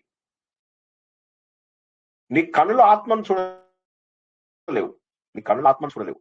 కళ్ళు చూస్తున్నాయి అనుకుంటావు, కానీ కాదు. కళ్ళు చూడడానికి పెట్టాడు దేవుడు, బుద్ధి తెలుసుకోవడానికి, మనసు ఆలోచించడానికి. కానీ అద్వైతం ఏం చెప్తుందంటే, ఈ అన్నింటినీ కూడా ప్రకాశింపజేసేటటువంటిది ఏదైతే ఉన్నదో అదే భగవంతుడి యొక్క చైతన్యము, పరమాత్మ, జీవాత్మ, నీలో ఉన్న ఆత్మ. చూడొచ్చండి, అంతర్ముఖులైతే చూడొచ్చండి, చూడలేరా? చాలా క్లియర్ గా చూడగలుగుతారు. ఆత్మని ఎలా చూడగలుగుతారు అంటే, మీరు మీ ముఖంని ప్రతిబింబంలో చూసుకున్నట్టుగా, అద్దంలో చూసుకున్నంత క్లియర్ గా చూడగలుగుతారు. ఆత్మ అనేటటువంటిది ఏంటంటే ఆత్మ అనుభవము. అది వచ్చిన తర్వాత మీకు అది ప్రతిరోజు దొరుకుతుంది. అది నేను చెప్పేది. అది గుర్తించే స్టేజ్ లో లేరు మీరు, అంతే. ప్రతిరోజు దొరుకుతుంది. గాఢ నిద్రలో ఉన్నప్పుడు మీకు దొరుకుతుంది. అది దొరకకపోవడం, ఆత్మ అనేటటువంటిది it's not an abstract, it's not vague topic, తెలియని అనుభవం లేని కాదు. ఆత్మ అనేటటువంటి చూస్తాము అని అన్నారు కదండి మీరు. దేవుడు నిరాకారుడు కదా, మరి ఎలా చూస్తామండి? ఆత్మ అనుభవం అండి. మీరు ఇప్పుడు గాఢంలో ఉన్నప్పుడు వచ్చిందని చెప్పి చెప్పారు కదా, ఆ అనుభవం వస్తుంది మీకు. అనుభవం. ఆనందం అంటే ఎలా ఉంటుంది చెప్పండి మీరు? ఆనందాన్ని వర్ణించగలరా సుమిత్ర గారు? వర్ణించలేమండి, కానీ చాలా సంతోషంగా అనిపిస్తుంది. అది అది అటువంటి భావన ఎప్పుడైతే మాత్రమే చెందుతాం. ఏదైతే ఆనందం ఉంటుందో ఆ ఆనందమే నీ స్వరూపము. అది గాఢ నిద్రలో మనకు చాలా బాగా తెలుస్తుంది, మైథునంలో కూడా తెలుస్తుంది. కానీ మనకేమైంది, మైథునం కొద్దిసేపే కాబట్టి మనకు అది అనుభవంలోకి రాదు. గాఢ నిద్రలో ఏమో చాలాసేపు ఉంటుంది, 1.5 hours 2 hours మీకు ఉంటుంది. కాకపోతే ఏమైపోతుంది, ఆ 1.5 2 hours లోపల మీకు దురదృష్టం ఏంటంటే ఇది ఆనందం అని గుర్తించేటటువంటి శక్తి ఉండదు, మీకు అజ్ఞానంలో ఉంటారు. అదే ఇప్పుడు మనము చెప్తాం, మెడిటేషన్ లోపల నేర్పిస్తాం, యాత్ర లోపల ఏం నేర్పిస్తాము, అక్కడ ఎవరైతే మెడిటేషన్ చేస్తూ ఉంటారో ఆ మెడిటేషన్ చేసినటువంటి వాళ్ళకి మెల్లమెల్లగా ఒక పద్ధతి ప్రకారము మెలకువగా ఉండగానే ఆత్మని ఎలా చూడాలి అనేది నేర్పిస్తాం. అది నేర్పించిన తర్వాత ఏం చేయాలి, సాధన చేయాలి. సాధన చేసిన తర్వాత ఏమవుతుంది, అప్పుడు అర్థమవుతుంది అనమాట, ఇంత బాగుందా, 5 గంటలు 6 గంటలు నేను ధ్యానంలో ఉంటే 5 నిమిషాల్లో గడిచిపోయినట్టు ఎలా ఉంది, ఎందుకు ఇంత ఆనందంగా ఉంది, శరీరం అంతా ఇంత తేలిగ్గా ఎందుకుంది, ఎక్కడో ఉన్నట్టుగా ఉంది, ఎందుకు ఇంత ఆనందంగా ఉండడానికి కారణం ఏంటి? ఇదే రాసము అనగా భగవంతుడి యొక్క అనుభవము. భగవంతుడు అనేవాడు సుమిత్ర గారు మనకు బయట లేడు, మనకు వేరే రూపంలో లేడు, మనలోనే ఉన్నాడు, మనమే భగవంతుడై ఉన్నాడు. భగవంతుడు నిరాకారుడు అంటే దాని అర్థం ఏంటి అంటే మనం కూడా నిరాకారమే, కానీ మనకు ఒక ఆకారం ఉంది. ఈ ఆకారం అనేటటువంటిది ఏంటి అంటే ఇది భ్రమ. ఇప్పుడు ఆకారం ఉంటే, మనకు ఆకారం ఉంటే గాఢ నిద్రలో ఏమైంది ఈ ఆకారం? నాకు ఒక్కడే మాట చెప్పండి.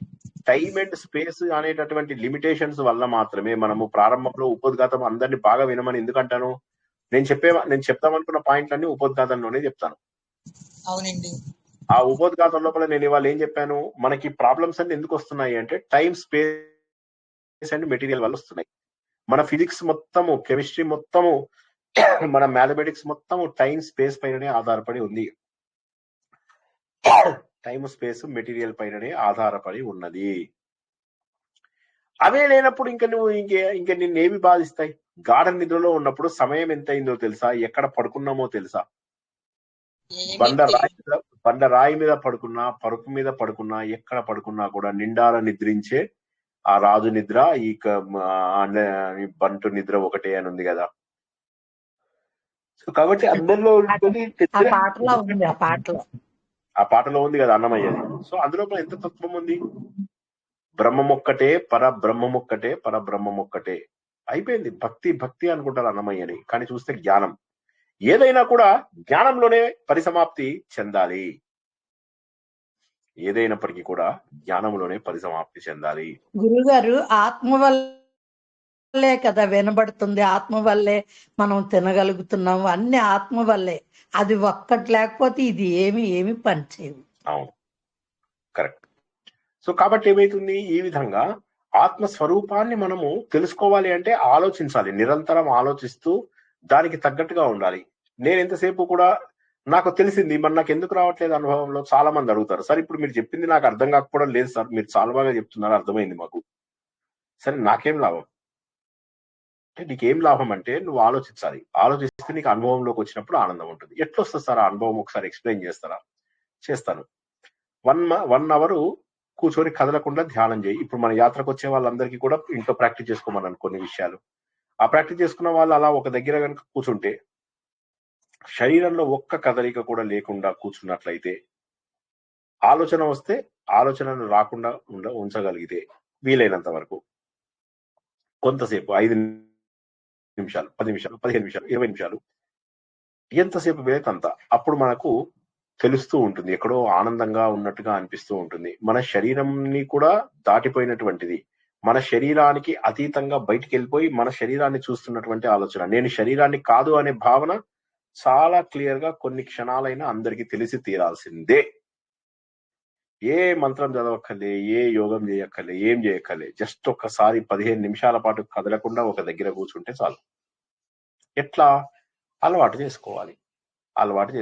ఈడ గోక్కుందాం అంటే గోక్కోండి, ఇక జీవితం అంతా గోక్కోవడమే. ఏమి పట్టించుకోకుండా శరీరం నేను కాదు. మీరు ఒక్కసారి మనం గోక్కోవడం గురించి ఇంత ఆలోచిస్తున్నాము. ఆయన పేరేంటి, రమణ మహర్షి. క్రిములు వచ్చి ఆయనను కుడుతూ రక్తం తాగుతుంటే కూడా పట్టించుకోలేదు, ఎందుకంటే శరీరంతో సంబంధం మిగిలిపోయింది ఆయనకి. అదే హిరణ్యకశిపుడు బ్రహ్మదేవుడు వచ్చేసరికి హిరణ్యకశిపుడు బ్రహ్మదేవుడు హిరణ్యకశిపుడు కల్పించాడు. ఆ వెదురు బొంగులు, ఆ చెట్లు, ఆ చేమలు, వాటి ఎండిపోయినటువంటి ఆకులు, వీటి లోపల ఆయన బోన్స్ మాత్రం కలిసిపోయి ఉంటాయి. ఎక్కడున్నావయ్యా, ఎక్కడున్నావా అంటే ఇక్కడున్నా అంటాడు. ఏమీ లేదు అక్కడ, వాటి లోపల కలిసిపోయి ఓ ఇక్కడున్నావా అని. ఏది మనకు ఆ సినిమా, అది ఎనిమిది సినిమా, అది జులై సినిమా లోపల రామ్మ కర్టెన్ వెనకే దాక్కుంటే ఎట్లాగంటే, లేదు డాడీ కర్టెన్ వెనక కాదు కర్టెన్ ముందే ఉన్నాను అంటుంది చూడు, అట్లాగా కర్టెన్ లో కలిసిపోతుంది ఆమె డ్రెస్సు. అలాగా ఈ అన్నిటిలో కలిసిపోతాడు హిరణ్యకశిపుడు. కలిసిపోతే అప్పుడు భగవంతుడు మళ్ళీ అతనికి తన శరీరాన్ని తనకిస్తాడు. ఏంటంటే శరీరం నేను కాదు అనే భావన వచ్చిన మరుక్షణం భగవంతుడికి దగ్గర అవుతూ ఉంటాం. అదొకటే గుర్తుంచుకోండి, శరీరం నేను కాదు, శరీరాన్ని కొద్దిసేపు మర్చిపోండి. ఆ శరీరాన్ని మర్చిపోబట్టే ప్రతిరోజు మనము ఇప్పుడు ఇన్ని ప్రవచనాలు వింటున్నాము, ఇంత ఆలోచిస్తున్నాము, ఇన్ని రకాల విషయాలను మనం వినగలుగుతున్నాము అంటే కారణం ఏంటి అంటే ఆ నిద్రపోవడమే. శరీరాన్ని మర్చిపోయి నిద్రపోతున్నాం. ఒళ్ళు తెలియకుండా నిద్రపోయానండి అంటారు. ఆ ఒళ్ళు తెలియకుండా నిద్రపోయినాం అంటే ఏంటి అంటే ఆత్మస్వరూపుడు అయి ఉన్నాము. శరీరం నేను కాదు అనుకున్నటప్పుడు సహకరిస్తుందండి. శరీరం నేను కాదు కాదు అనుకుంటూ ఉంటే మన మనసు సహకరిస్తుందంటారా? చాలా తొందరగా సహకరిస్తుంది. మనసుకు బుద్ధి చెప్పడం చాలా తేలిక. అదేంటంటే ఎవరు అభ్యాసం చేయకపోవడమే. దురదృష్టం ఏంటంటే అభ్యాసం చేయకపోవడమే. ఇప్పుడు మీరు చెప్పండి కదా, మీరు మనసుకు నిద్రపోమని చెప్పారా లేక అదే నిద్రపోతుందా? సో మీరు మనసుకి రోజు పడుకో అని అదే చెప్తారా? నిద్రపోతుంది, మనం చెప్పకుండా అదే నిద్రపోతుంది. అదే నిద్రపోతుంది. నిద్రపోయినప్పుడు మాత్రమే మీరు శరీరం ప్రతీకార చర్య, అసంకల్పిత ప్రతీకార చర్య. అంతే. అసంకల్పిత ప్రతీకార చర్య అని ఇక్కడ అనకూడదు. అసంకల్పిత ప్రతీకార చర్య అంటే ఇక్కడ దోమ కొడితే ఇక్కడ గోక్కోవడం అసంకల్పిత ప్రతీకార చర్య అంటారు. ఇదేదైతే ఉందో మనకు తెలియకుండా జరిగేటటువంటిది. సో దాన్ని అసంకల్పిత ప్రతీకార చర్య కాదు, అసంకల్పిత చర్య అంటే కరెక్టే. ప్రతీకార చర్య అంటే ఒక చర్యకు మనం ఇంకొకటి రివర్స్ గా చేస్తే దాన్ని ప్రతిచర్య అంటారు. ఇప్పుడు ఇక్కడ మనకు ప్రతిచర్య కాదు, నిద్రపోవాలి అని మనం పడుకోగానే నిద్ర వచ్చేస్తుంది, కళలు వస్తాయి, తర్వాత గాఢ నిద్రలోకి వెళ్ళమని చెప్పామా మనము? ఎంత అద్భుతంగా ఉంటుంది గాఢ నిద్ర. గాఢ నిద్ర, మరణము, ఈ రెండు మనకు అలవాటైనవే, కానీ మనకు అది విషయం తెలియదు. పూర్వజన్మలలో కొన్ని కోట్ల జన్మలలో గాఢ నిద్ర అండి మనము మరణం అంటే కొన్ని కోట్ల జన్మల నుంచి అనుభవిస్తూ వస్తున్నాం. కోట్ల జన్మల నుంచి అనుభవిస్తున్నటువంటి ఈ గాఢ నిద్ర ఏదైతే ఉన్నదో, ఆ గాఢ నిద్ర మనకు ఇక్కడ ఎక్కడో ఉంది, సబ్ కాన్షియస్ మైండ్ లోపల ఉంది. నేను మరణించాను అనేటటువంటి భావన. చాలా మంది అనుకుంటారు నాకు మరణం అనేటటువంటి ఎక్స్పీరియన్స్ తెలియదు అని, కానీ యాక్చువల్ గా నీకు మరణం అంటే ఎక్స్పీరియన్స్ తెలుసు, అందుకే భయపడతావు మరణం అంటే. దాన్ని అభినివేశం అంటాము. ఇది పంచక్లేశాల గురించి మనం తెలుసుకున్నాం ఈ విషయం. సో ఇదేంటంటే అవిద్య, అస్మిత, రాగద్వేష, అభినివేశము, వీటి ఐదింటిని పంచ క్లేశాలు అంటారు అన్నటువంటి విషయాన్ని మనం తెలుసుకున్నాం. ఆ పంచక్లేశాలలో చివరిదైనటువంటిది ఏంటంటే నీకు మరణం అనేటటువంటి భయము పూర్వజన్మ నుంచే పాస్ ఆన్ అయింది. ఈ జన్మలో నువ్వు అనుభవించలేదు మరణం, కానీ ఆ మరణ జన్మ వచ్చింది. ఏ విధంగానైతే మరణ జన్మ పూర్వజన్మ నుంచి ఆ ఆలోచన వాసన రూపంలో నీకు వచ్చిందో, ఆత్మస్వరూపము, ఆనంద స్వరూపం కూడా నీకు అలాగే వచ్చింది.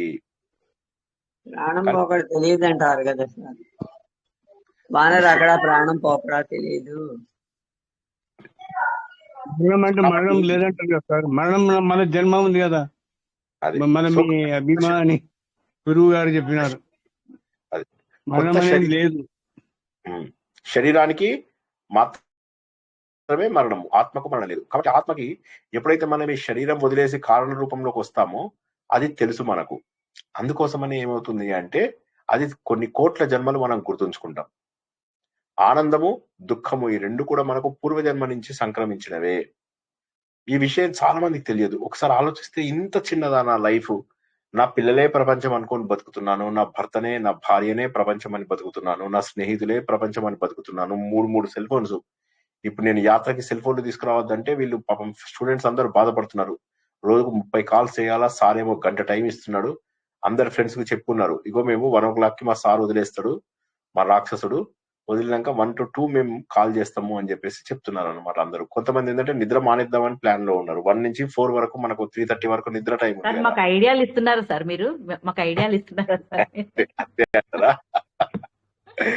సో ఇక వాళ్ళకి ఏంటంటే సరే ఇక సార్ ఎట్లాగో 1 to 2:30 పడుకుంటాడు కదా, 3:30. సరే ఆ టైంలో కూడా మనం మంచిగా కబుర్లు చెప్పుకుందాం ఫోన్లలో. 3 సెల్ ఫోన్లలో 3 లక్షల కాంటాక్ట్లు ఎలా మాట్లాడతారో బాబోయ్. సో ఆ విధంగా ఏమవుతుంది అంటే మనకు ఆనందం గాని దుఃఖం గాని మన మరణం అంటే భయం గాని ఇవన్నీ కూడా మనకు పూర్వజన్మ నుంచి వచ్చినవే, తెలియనిది కాదు ఇది. ఒక టెలివిజన్ కి పవర్ ఆఫ్ అంటే తెలుసు, పవర్ ఆన్ అంటే తెలుసు. నీ మొబైల్ కి పవర్ ఆన్ అంటే తెలుసు, పవర్ ఆఫ్ అంటే తెలుసు. అలాగే నీ శరీరానికి కూడా పవర్ ఆన్ పవర్ ఆఫ్ తెలుసు. అవి తెలుసన్న విషయం నీకు తెలియదు అంతే. నాకు నొప్పి తెలియలేదు సార్, పుట్టినప్పుడు ఎట్లా ఉన్నానో జ్ఞాపకం లేదు, చచ్చిపోయేటప్పుడు లేదు, అన్ని తెలుస్తాయి. కొంతమందికి తెలుస్తుంది సార్. నాకు ఐడియా, పెద్దవాళ్ళు చూసే ఇద్దరిని, వాళ్ళు క్యాలెండర్ చూసుకున్నారు ఆ పోయే ముందు 5 నిమిషాల ముందు, 10 minutes ముందు, ఇట్లా తిథి వారం అవన్నీ చూసుకుని. అది ఆశ్చర్యం. ప్రాణం అనేటటువంటిది ఏదైతే ఉన్నదో, ఈ ప్రాణం వెళ్ళిపోవడం ఇవన్నీ కూడా మనకు తెలిసేటటువంటి ప్రక్రియలే. ప్రాణము పోవడం అనే అనుభవం మనకుంది. ప్రాణం ఎప్పుడు పోతుందో తెలియకపోవచ్చు, కానీ ప్రాణము పోవడం అనేటటువంటి ప్రక్రియ మనకు అనుభవంలో ఉన్నటువంటిదే. ఈ పాయింట్ అందరికి అర్థమైందని ఆశిస్తున్నా. కాబట్టి ఏంటంటే మనం ఇవి కొత్త కాదు. ఒక చొక్కా తీసి ఇంకో చొక్కా మార్చుకుంటాం అంతే. ఒక చొక్కా తీసేసి ఇంకో చొక్కా వేసుకుంటాం. సో అటువంటి దాంట్లో కామన్ గా ఉన్నటువంటిది ఒక ఆత్మనే. నువ్వు ఆత్మస్వరూపుడు అయినప్పుడు ఇక భయపడాల్సినటువంటి అవసరం ఏమిటి? ఆయన మనకు భగవద్గీత లోపల చెప్తాడు, న తద్భాసయతి సూర్యో అని చెప్పేసి, న శశాంకో న పావకః అని చెప్పేసి చెప్తుంటాడు కదా. ఎవరు వీటన్నిటిని? దీన్నే మనకు కఠోపనిషత్ లోపల చెప్తాడు, నా తత్వ సూర్యో భాతి నా చంద్ర తారకం తమేవ భాంతం అనుభాతి సర్వం. సూర్యుడు, చంద్రుడు, అగ్ని వీళ్ళెవరు ఈ కఠోపనిషత్తునే మనకు అందులో నా తద్భాసయతి సూర్యో అని ఉంది కదా. అవన్నీ మనము 15వ చాప్టర్ లో తెలుసుకున్నవి ఏవైతే ఉంటాయో, గామావిష్యతి భూతాని, అవన్నీ ఎక్కడి నుంచి వచ్చాయంటే కఠోపనిషత్తు నుంచి వచ్చాయి. ఇవన్నీ కూడా స్వయం ప్రకాశాలు కాదు, ఆత్మ మాత్రమే వీటిని ప్రకాశింపజేస్తుంది అని ఉపనిషత్తులు చెప్తున్నాయి. కఠోపనిషత్తు, కేనోపనిషత్తు ఇవన్నీ ఏం చెప్తాయి అయ్యా అంటే నీ క్వాంటమ్ ఫిజిక్స్ అని చెప్తాయి. క్వాంటమ్ ఫిజిక్స్ ఎట్లా అంటే నీ అన్ని నియమాలు, నీ సైన్స్ నియమాలు అన్ని కూడా పక్కకి వెళ్ళిపోతాయి. నీ ఒరిజినల్ నియమాలు ఏవి పనిచేయవు. క్వాంటమ్ ఫిజిక్స్ లోపల అన్ని రివర్సే. ఒకసారి సబ్ పార్టికల్ స్థాయికి వచ్చావు అంటే అయిపోయింది. ఫిజిక్స్ నియమాలు ఏవి పనిచేయవు. దాని నియమాలు దాంట్లో ఉంటాయి. అది మ్యాజిక్ చేస్తూ ఉంటుంది. పార్టికల్ అనుకునేసరికి తరంగ రూపంలో కనిపిస్తుంది, తరంగ రూపం అనేసరికి పార్టికల్ రూపంలో. సరే దాని మూమెంట్ ఎట్లా ఉంది కదా అని చెప్పేసి నువ్వు పార్టికలే కదా అని చెప్పేసి చూద్దామని చెప్పి దాన్ని అబ్జర్వర్ ని పెడితే తరంగ రూపంలో కనిపిస్తుంది. తరంగ రూపం అంటే అన్ని చోట్ల ఉన్నది అని, పార్టికల్ అంటే ఒక చోట ఉన్నది అని. దానికి ఎట్లా తెలుసు మనం అబ్జర్వర్ ని పెట్టామని? అబ్జర్వర్ ని పెట్టకపోతేనేమో తరంగ రూపంలో కాకుండా పార్టికల్ రూపంలో కనిపిస్తుంది. అబ్జర్వర్ ని పెట్టేసరికి తరంగ రూపంలో. అబ్జర్వర్ పెట్టినట్టు దానికి ఏం తెలుసు? ఒకే ఎక్స్పెరిమెంట్. మరి ఏదో జరుగుతుంది, ఏదో మ్యాజికల్ గా ఉంది. అదే విధంగా మనం కూడా అనేక రకాల అణువులలో తయారై ఉన్నాము. సో ఎప్పుడైతే పెద్ద శరీరం కనిపిస్తుందో మార్పులు మనకు కనిపించడం సహజం కాదు. కానీ ఏదైతే మనం సబ్ పార్టికల్ స్థాయికి వెళ్ళినట్టయితే మనకు కూడా శరీరము, ఈ శరీరము అణువులతోటి, పరమాణువులతోటి తయారవుతుంది. ఆ పరమాణువులతో, అందుకే అంటారు కదా, నువ్వు ఫేషియల్ చేయించుకుంటారు కదా నీళ్ళు అందరూ. ఫేషియల్ చేయించుకున్నప్పుడు పాత కణాలు తీసేసి కొత్త కణాలు పెడతారు. అందరూ ఫేషియల్ చేయించుకుంటారు కదా, మేకప్. ఫేషియల్ అంటే ఏంది సార్? సార్ తెలియదు సార్. దాని గురించి తెలియదు మాకు.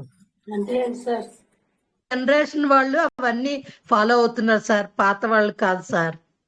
అయ్యో మాదంతా పసుపు, నలుగు పిండి అవి రాసుకోవడమే మాది. అదే అయ్యో రామా, మాది అదే ఫేషియల్. క్లాస్ తీసుకోమని అడగాలి సార్ మిమ్మల్ని. ఫేషియల్ అంటే చెప్తాను. ఫేషియల్ ది రకరకాల ఇవి ఉంటాయి. మీరు ఫ్రూట్ ఫేషియల్స్ అవి చేయించుకుంటే చాలా మంచిది. Silver facial, golden facial, gold చాలా ఉంటాయండి. మీకు చాలా ఉంటాయి. మేకప్ కాస్ట్ ఉంటది, కాస్ట్ కూడా ఉంటుంది. మీరు అది కాక ఈ మేకప్ లో కూడా చాలా ఉంటాయి. Eye liner రిమూవరు, lip liner. మీకు బాగా తెలుసు సార్. లిప్ రిమూవర్ ఇవన్నీ ఉంటాయి మీకు. So anyway coming back to ఉంటే గొడవే లేదు సార్. ఏ గొడవ ఉండదు. డోర్ వీగేస్తే చాలు. లిప్ రిమూవరు, టంగ్ రిమూవరు అయితే ఆ గొడవే లేదు. ఏ గొడవ లేదు. ప్రపంచంలో గొడవలన్నీ వీటి నుంచే వస్తున్నాయి. సో ఇక్కడ మనం గుర్తించాల్సింది ఏంటంటే మన మొబైల్ ఫోన్ ఉంది. మొబైల్ ఫోన్ అనేక యాప్స్ కనిపిస్తాయి. కానీ అది కనుక ఒకసారి స్క్రీన్ తీసేస్తే యాప్స్ కనిపిస్తాయా? కనిపించవు. సో కాబట్టి యాప్ల వల్ల నీ స్క్రీన్ కనిపించదు. నీ స్క్రీన్ వల్ల యాప్స్ లో ఉన్నవన్నీ కూడా నీకు కనిపిస్తాయి. అదే విధంగా ఆత్మ వల్లనే అన్ని కనిపిస్తాయి. బుద్ధి గాని, ఇంద్రియాలు గాని, మనస్సు గాని అన్ని తెలుస్తున్నది నీకు ఆత్మ వల్లనే. ఎప్పుడైతే ఆ ఎలక్ట్రిసిటీ అనే ఆత్మ నీ శరీరం నుంచి వెళ్ళిపోతుందో నీ శరీరం ఒక్క రోజులో వాసన వచ్చేస్తుంది. పడేయడమే, బయట పడేయడమే. అందుకే మనకు భజగోవిందంలో ఏం తెలుసుకున్నాం? నీ భార్య కూడా భయపడుతుందయ్యా నిన్ను చూసి ఆ టైం లోపల. కాబట్టి అంతా నువ్వు పడేయండి, ముందు దీన్ని బయట పడేయండి, కాల్ చేసి వచ్చేయండి అని చెప్పేసి అంటారు. ఎవ్వరూ కూడా ఇది చేయరు. మీ హస్బెండ్ ఏనండి చనిపోయింది, మరి కాలుద్దామా పూడుద్దామా అని అడుగుతారు అనమాట ఆమెని. ఇప్పుడు ఆమె జవాబు చెప్తుంది, 2 చేద్దామండి, రిస్క్ తీసుకోలేము అంటది. మళ్ళీ బతికొస్తారేమో అని భయం అనమాట ఆమెకి. రిస్క్ తీసుకోలేమంటే కాలుద్దాం, పూడి చేద్దాం, 2 చేద్దాము అని. సో అట్లాగా ఏమవుతుందంటే మన శరీరం మనము అని అనుకుంటాం. శరీరాన్ని తీసుకెళ్లి కాల్ చేసిన తర్వాత ఏమైపోతుందండి? శరీరం ఫోటోలలో మిగులుతారు అంతే జనాలు. ఏమైపోయారండి వాళ్ళు? ఎక్కడికి వెళ్ళిపోయారండి? నేనెవరు? నా ఆలోచనలన్నీ వస్తున్నాయి. ఈ ఆలోచనలు తెలుసుకుంటున్నది ఎవరు? ఎవరో ఒకరు ఉన్నారు. ఆలోచనలు రావడానికి కారణము వాటిని తెలుసుకుంటున్నటువంటి వ్యక్తి ఎవరో ఉండాలి. సౌండ్ వినిపిస్తుంది. ఈ సౌండ్ ని ఎవరు తెలుసుకుంటున్నారు? ఎవరో తెలుసుకుంటున్నారు. ఆనందం వచ్చింది. ఆనందాన్ని గుర్తించేటటువంటిది ఎవరు? నాకేదో సాక్షి చైతన్యమైనటువంటి ఒక ఆత్మ, ఒక కారణభూతమైనటువంటి సాక్షిభూతమైనటువంటి ఒక ఆత్మ ఉండాలి కదా. ఇలా ఆలోచించాలి. అంటే మెయిన్ ఏంటంటే ఈ శ్లోకాలన్నిటిలో మనం ఏం తెలుసుకున్నాం? గత 4-5 శ్లోకాలు కొద్దిగా నా ఫేవరెట్, అందుకోసం ఎక్కువ టైం తీసుకోవడం జరిగింది. మెయిన్ ఏంటంటే అజ్ఞానం వల్లనే జీవభావం వస్తుంది. నేను అజ్ఞానం వల్లనే నేను జీవుడని, నేను తీస్మార్కాన్ని, నేను ఇది అని చెప్పి వస్తుంది. ఆ అజ్ఞానం తొలగించాలి. ఆత్మ ఏం చేస్తుందంటే ఈ అజ్ఞానాన్ని తొలగించేస్తుంది. మన ఆత్మ జ్ఞానము అన్నిటినీ తొలగించేస్తుంది. ప్రపంచంలో ఉన్న ప్రతిదాన్ని ప్రకాశింపజేసేటటువంటిది ఆత్మనే. జీవభావం ఉండడం వల్ల మనం భయపడుతుంటాం. కానీ ఆ జీవభావం వెళ్ళిపోయింది అంటే, ఆత్మ జ్ఞానం వచ్చింది అంటే ఇంకా నువ్వు ఆనందంతో ఉంటావు. నేను స్వయం ప్రకాశ తత్వం అయినటువంటి ఆత్మను, నేను ఈ జడ పదార్థమైనటువంటి శరీరాన్ని కాదు, నేను స్వయం ప్రకాశమైనటువంటి ఆత్మను. అంతకుముందు ఏంది? నేను రజ్జుసర్ప భ్రాంతిలో భయపడతా ఉన్నాను. ఇప్పుడేమైంది? నేను ఆత్మ జ్ఞానాన్ని, నేను ఇంకా దేనికి భయపడకూడదు అనేటటువంటి ఆలోచనలోకి వచ్చాం. ఆత్మ సుఖము వీడి నీ ఆట కొరకు పాత్ర పోషణ చేసేది సూత్రధారి, విశ్రమించదని పాదం ఆశ్రయించి పరమ కరుణాంతరంగా శ్రీ పాండురంగ. జై శ్రీకృష్ణ. ఇవాళ చాలా బాగుందండి. తెలియని విషయాలు చాలా చెప్పారు. Thank you.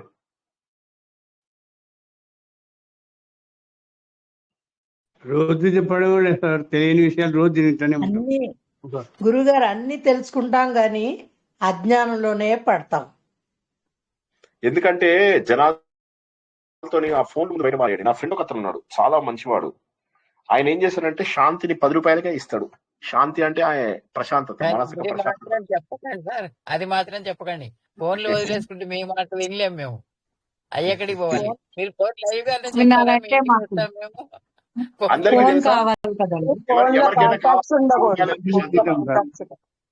వద్దన్న వాళ్ళు సరే 10 రూపాయలకు ప్రశాంతత కావాలన్న వాళ్ళు ఎవరన్నా ఉన్నారా? కొట్టించుకోలేమండి. మాధురి 10 రూపాయలకు ప్రశాంతత కావాలా? మాధురి గ్రంథి 10 రూపాయలకు ప్రశాంతత కావాలా? ఫోన్ చెప్పండి. ఫోన్ కింద పడేయడమే అదే 10 రూపాయల ప్రశాంతత. 10 రూపాయలు కూడా అవ్వని ప్రశాంతత అంటే మనమే పదలు కొట్టుకోవడం. ఫోన్ ఉండాలి, కాంటాక్ట్స్ ఉండకూడదు సార్. అందులో 1-2 ఉండాలి సార్. అంతే. చూడండి, ఆనందంగా ఉండకపోతే నేను చెవి కోసుకుంటా. మీరు ఒక 10 రోజుల పాటు జనాలతోటి మాటలు మానేయండి, మీరు ఎంత ఆనందంగా ఉంటారు తెలుసా. ఆ తర్వాత జనాలు అవసరం లేదనిపిస్తుంది తెలుసా. ఇంకొక మాట చెప్తా, మాకు RSS లోపల 15 రోజుల పాటు సెల్ ఫోన్ ఇవ్వలే కదా. నాకంటే సరే కొద్దిగా ఆఫీస్ పని ఉండడంతో కొద్దిగా టెన్షన్ పడ్డాను. బట్ నా మిత్రులలో, వాళ్ళలో, వీళ్ళలో చాలా మంది ఎంత రిలాక్స్ అయ్యారు తెలుసా. వాళ్ళు ఏమన్నారు తెలుసా, సెల్ ఫోన్ లేకపోతే ఎంత బాగుంటుందా జీవితం. చివరికి 15 రోజుల తర్వాత ఎప్పుడైతే మాకు మా సెల్ ఫోన్లు ఇచ్చేశారో, ఇచ్చిన తర్వాత అతను ఏం చేశాడు, సెల్ ఫోన్ చూసి ఏంటి అసలు మనకు సెల్ ఫోన్ నిజంగా అవసరం లేకపోయినా కూడా 15 రోజులు గడిచింది. ఈ 15 రోజుల్లో వచ్చిన మెసేజ్లు చూసుకుంటే ఏం లేవు. 15 నిమిషాలలో మొత్తం క్లీనప్ చేసేసుకున్నారు. 15 రోజుల యొక్క డేటాని 15 నిమిషాల్లో క్లీన్ చేసుకోగలిగాం మనం. అంటే ఒక్కటి కూడా ఉపయోగపడే మెసేజ్ లేదు మనకు, ఒక్కటి కూడా మనకు ఉపయోగపడే కాల్ లేదు. అదే మొన్న మేము ఈ యాత్రకి వెళ్ళాం, యమునా యాత్రకి వెళ్ళాం. నేను ఒక్కనే కాల్స్ మాట్లాడాలి, మా ఫ్రెండ్స్ అందరూ మాట్లాడుతూనే ఉన్నారు, కాల్స్ లో మాట్లాడుతూనే ఉన్నారు. నేను తిట్టేదాకా మాట్లాడుతూనే ఉన్నారు. తిట్టాక మళ్ళీ కొద్దిగా దారిలోకి వచ్చారు, పట్టాలు ఎక్కించారు. మళ్ళా పట్టాలు ఎక్కిస్తే రైలు వెళ్ళాలి కదా, కొద్ది దూరం వెళ్తే మళ్ళీ పట్టాలు తప్పుతుంది రైలు. ఈ ఫోన్లు, నేను అందుకే మన యాత్రకు వచ్చే వాళ్ళ మీద రెస్ట్రిక్షన్ పెట్టట్లేదు. కానీ మనము నవంబర్ లో కాశీకి వెళ్ళేది పెద్ద యాత్ర, అది చాలా పెద్ద యాత్ర, చాలా అద్భుతంగా జరుగుతుంది. దానికి మాత్రం దయచేసి ఫోన్లని మీరు ముందే ప్లాన్ పెట్టుకోండి. ఎక్కువసేపు నేను ఎల్లో చేయను, ఇది పర్వాలేదు, దీనికి 1 గంట టైం ఇస్తున్నాను రోజు, అది గుర్తుంచుకోండి అందరూ. అది చాలా ఇంపార్టెంట్. ఎందుకంటే వీలైనంత కూడా ఒక పావు గంట ఇచ్చినా చాలు సార్, గంట కూడా అవసరం లేదు, ఒక 10 నిమిషాలు ఇచ్చినా చాలు. అది కూడా లేకపోయినా పర్వాలేదు, ఒక రోజు అలాగైనా ఉంచండి. అట్లా అయితే ఇక అసలు జనాలు ఇప్పుడే మానేస్తారు. సరే, ఎనీవే చూద్దాం మనం, వి విల్ సీ. నేనేమంటానంటే కొన్ని రోజుల పాటు ఎవరితోటి మాట్లాడకుండా ఉండగలమా లేదా ఆలోచించుకొని, మాట్లాడిన వాళ్ళతో కూడా సంబంధం లేని వాళ్ళు, ఎమోషన్స్ లేకుండా కేవలం మన బాధ్యతగా చేయగలిగే పనులను చేసి వదిలేయండి. అప్పుడు ఏమవుతుందంటే ఇక్కడ స్ట్రెస్ ఉండదు మీకు. ఒకసారి అందరూ ఆలోచించుకొని చూడండి. అది దానివల్ల ఏమవుతుందంటే మనకు ఎంత కామ్ గా ఉంటే అంత ఎక్కువ విషయాలపైన మనం ఫోకస్ చేసుకోగలుగుతాం. మీరు ఆలోచించి చూడండి, మీకే నేను చెప్పే పాయింట్ మెల్లమెల్లగా అర్థమవుతుంది. నేను కూడా అందరిలాగా టెన్షన్లు పడ్డవాడిని, అందరిలాగా బాధలు పడ్డవాడిని, అందరిలాగా అప్స్ డౌన్స్ అయిన వాడిని. ఇప్పుడు తగ్గిపోయింది, 60% 70% దాకా తగ్గించుకోగలిగాను.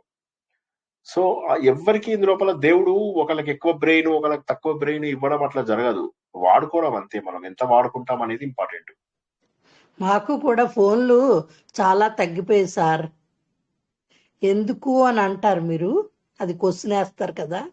అంటే మేము ఎక్కువ ఇవేవో ఒకటి దేవుడివి చదువుకోవడం వల్ల, దానివల్ల మేము ఎప్పుడు ఫోన్ చేసినా మాకు చదువుకుంటున్నాము అనేసి చెప్తే అవతల వాళ్ళు మీరు ఎప్పుడు ఖాళీ ఉండరు, మీరు ఫోన్ చేద్దన్నా మీరు ఫోన్ పలకదు అని అంటారు. అదండి, చాలా తగ్గిపోయాయి సార్, చాలా తగ్గిపోయాయి. అప్పుడు వాళ్ళు అలా అన్నప్పుడు బాధేస్తుంది కదా, బాధ ఉండదు, అలవాటు అయిపోద్ది, వాళ్ళకి అలవాటు అయిపోద్దండి. ఇంకా వీళ్ళు ఫోన్ చేస్తే ఏదో ఒక చదువుకుంటూ ఉంటారు భక్తివి, వాళ్ళకి ఖాళీ ఉండదు అనేసి వాళ్ళు తగ్గించేశారు ఫోన్లు. Very good. ఇంకా ఇవాళ అర్థమైందా అందరికి? కొద్దిగా కష్టమైనది ఇవాళ, మళ్ళా అన్ని న్యూక్లియర్ ఫిజిక్స్ అన్ని చెప్పాను. మరి ఆయన ఒక పాయింట్ చెప్తున్నారు కదా సార్, అది టాపిక్ అంటే పూర్తిగా అవ్వలేదని నాకు అనిపించింది. మళ్ళీ ఒక్కసారి అడుగుతున్నాను సార్.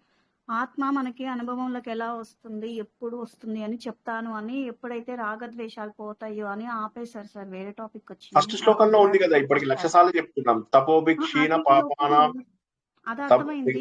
ఇందాక ఏదో చెప్పబోయారు కదా, ఇంకేం చెప్పాలి? అదే నేను చెప్పింది. అంటే రాగద్వేషాలు పోయింది, సెల్ ఫోన్స్ తగ్గించుకున్నాము, ఓకేనా. తర్వాత మోక్షం నాకు ఖచ్చితంగా చూడాలి అనే బలమైన కోరిక ఉండాలి. ఎంత కోరిక ఉండాలి?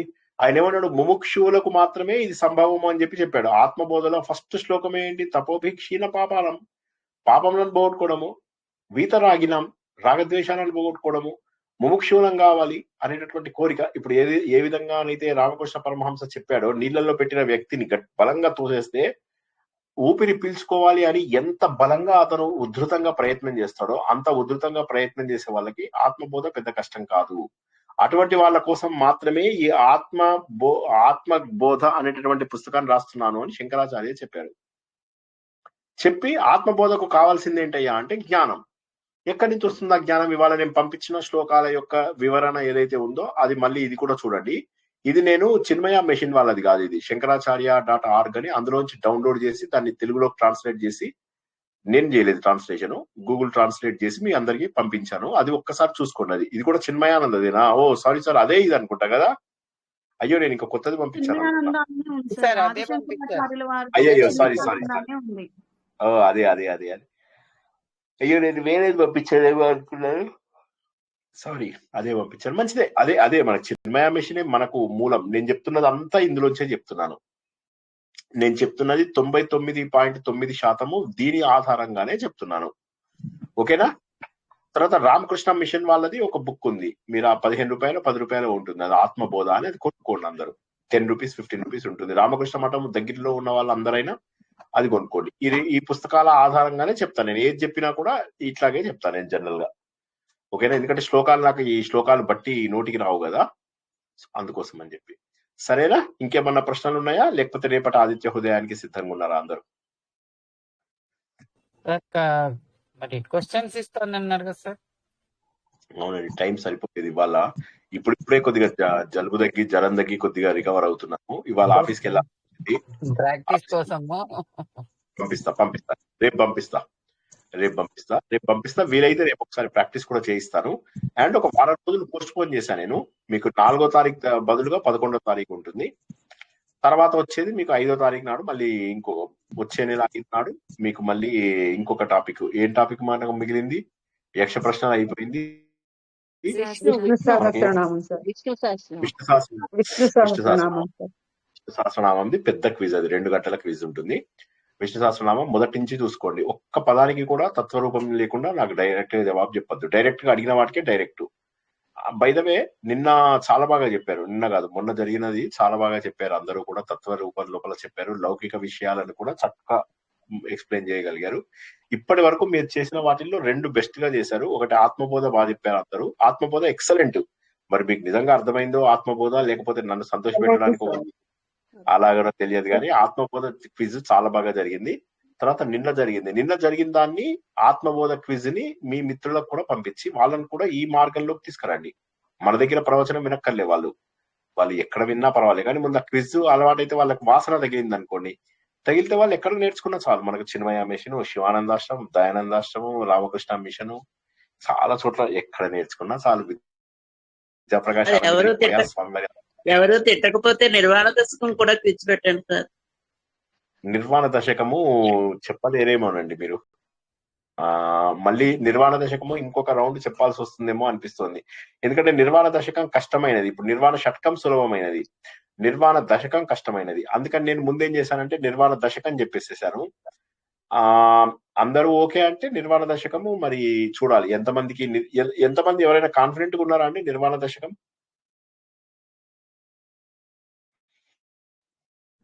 మెయిన్ కొంత కష్టమైనటువంటి ఉంది. ఇప్పుడు నేను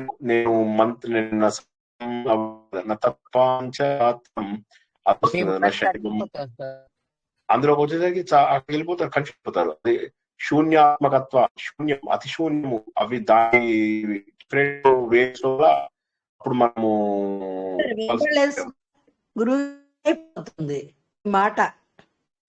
మాట వినిపించలేదా? వాటికి ఆపుకుందామా?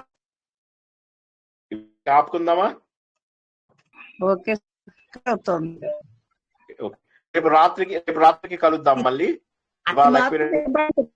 బాగా వినపడుతుంది.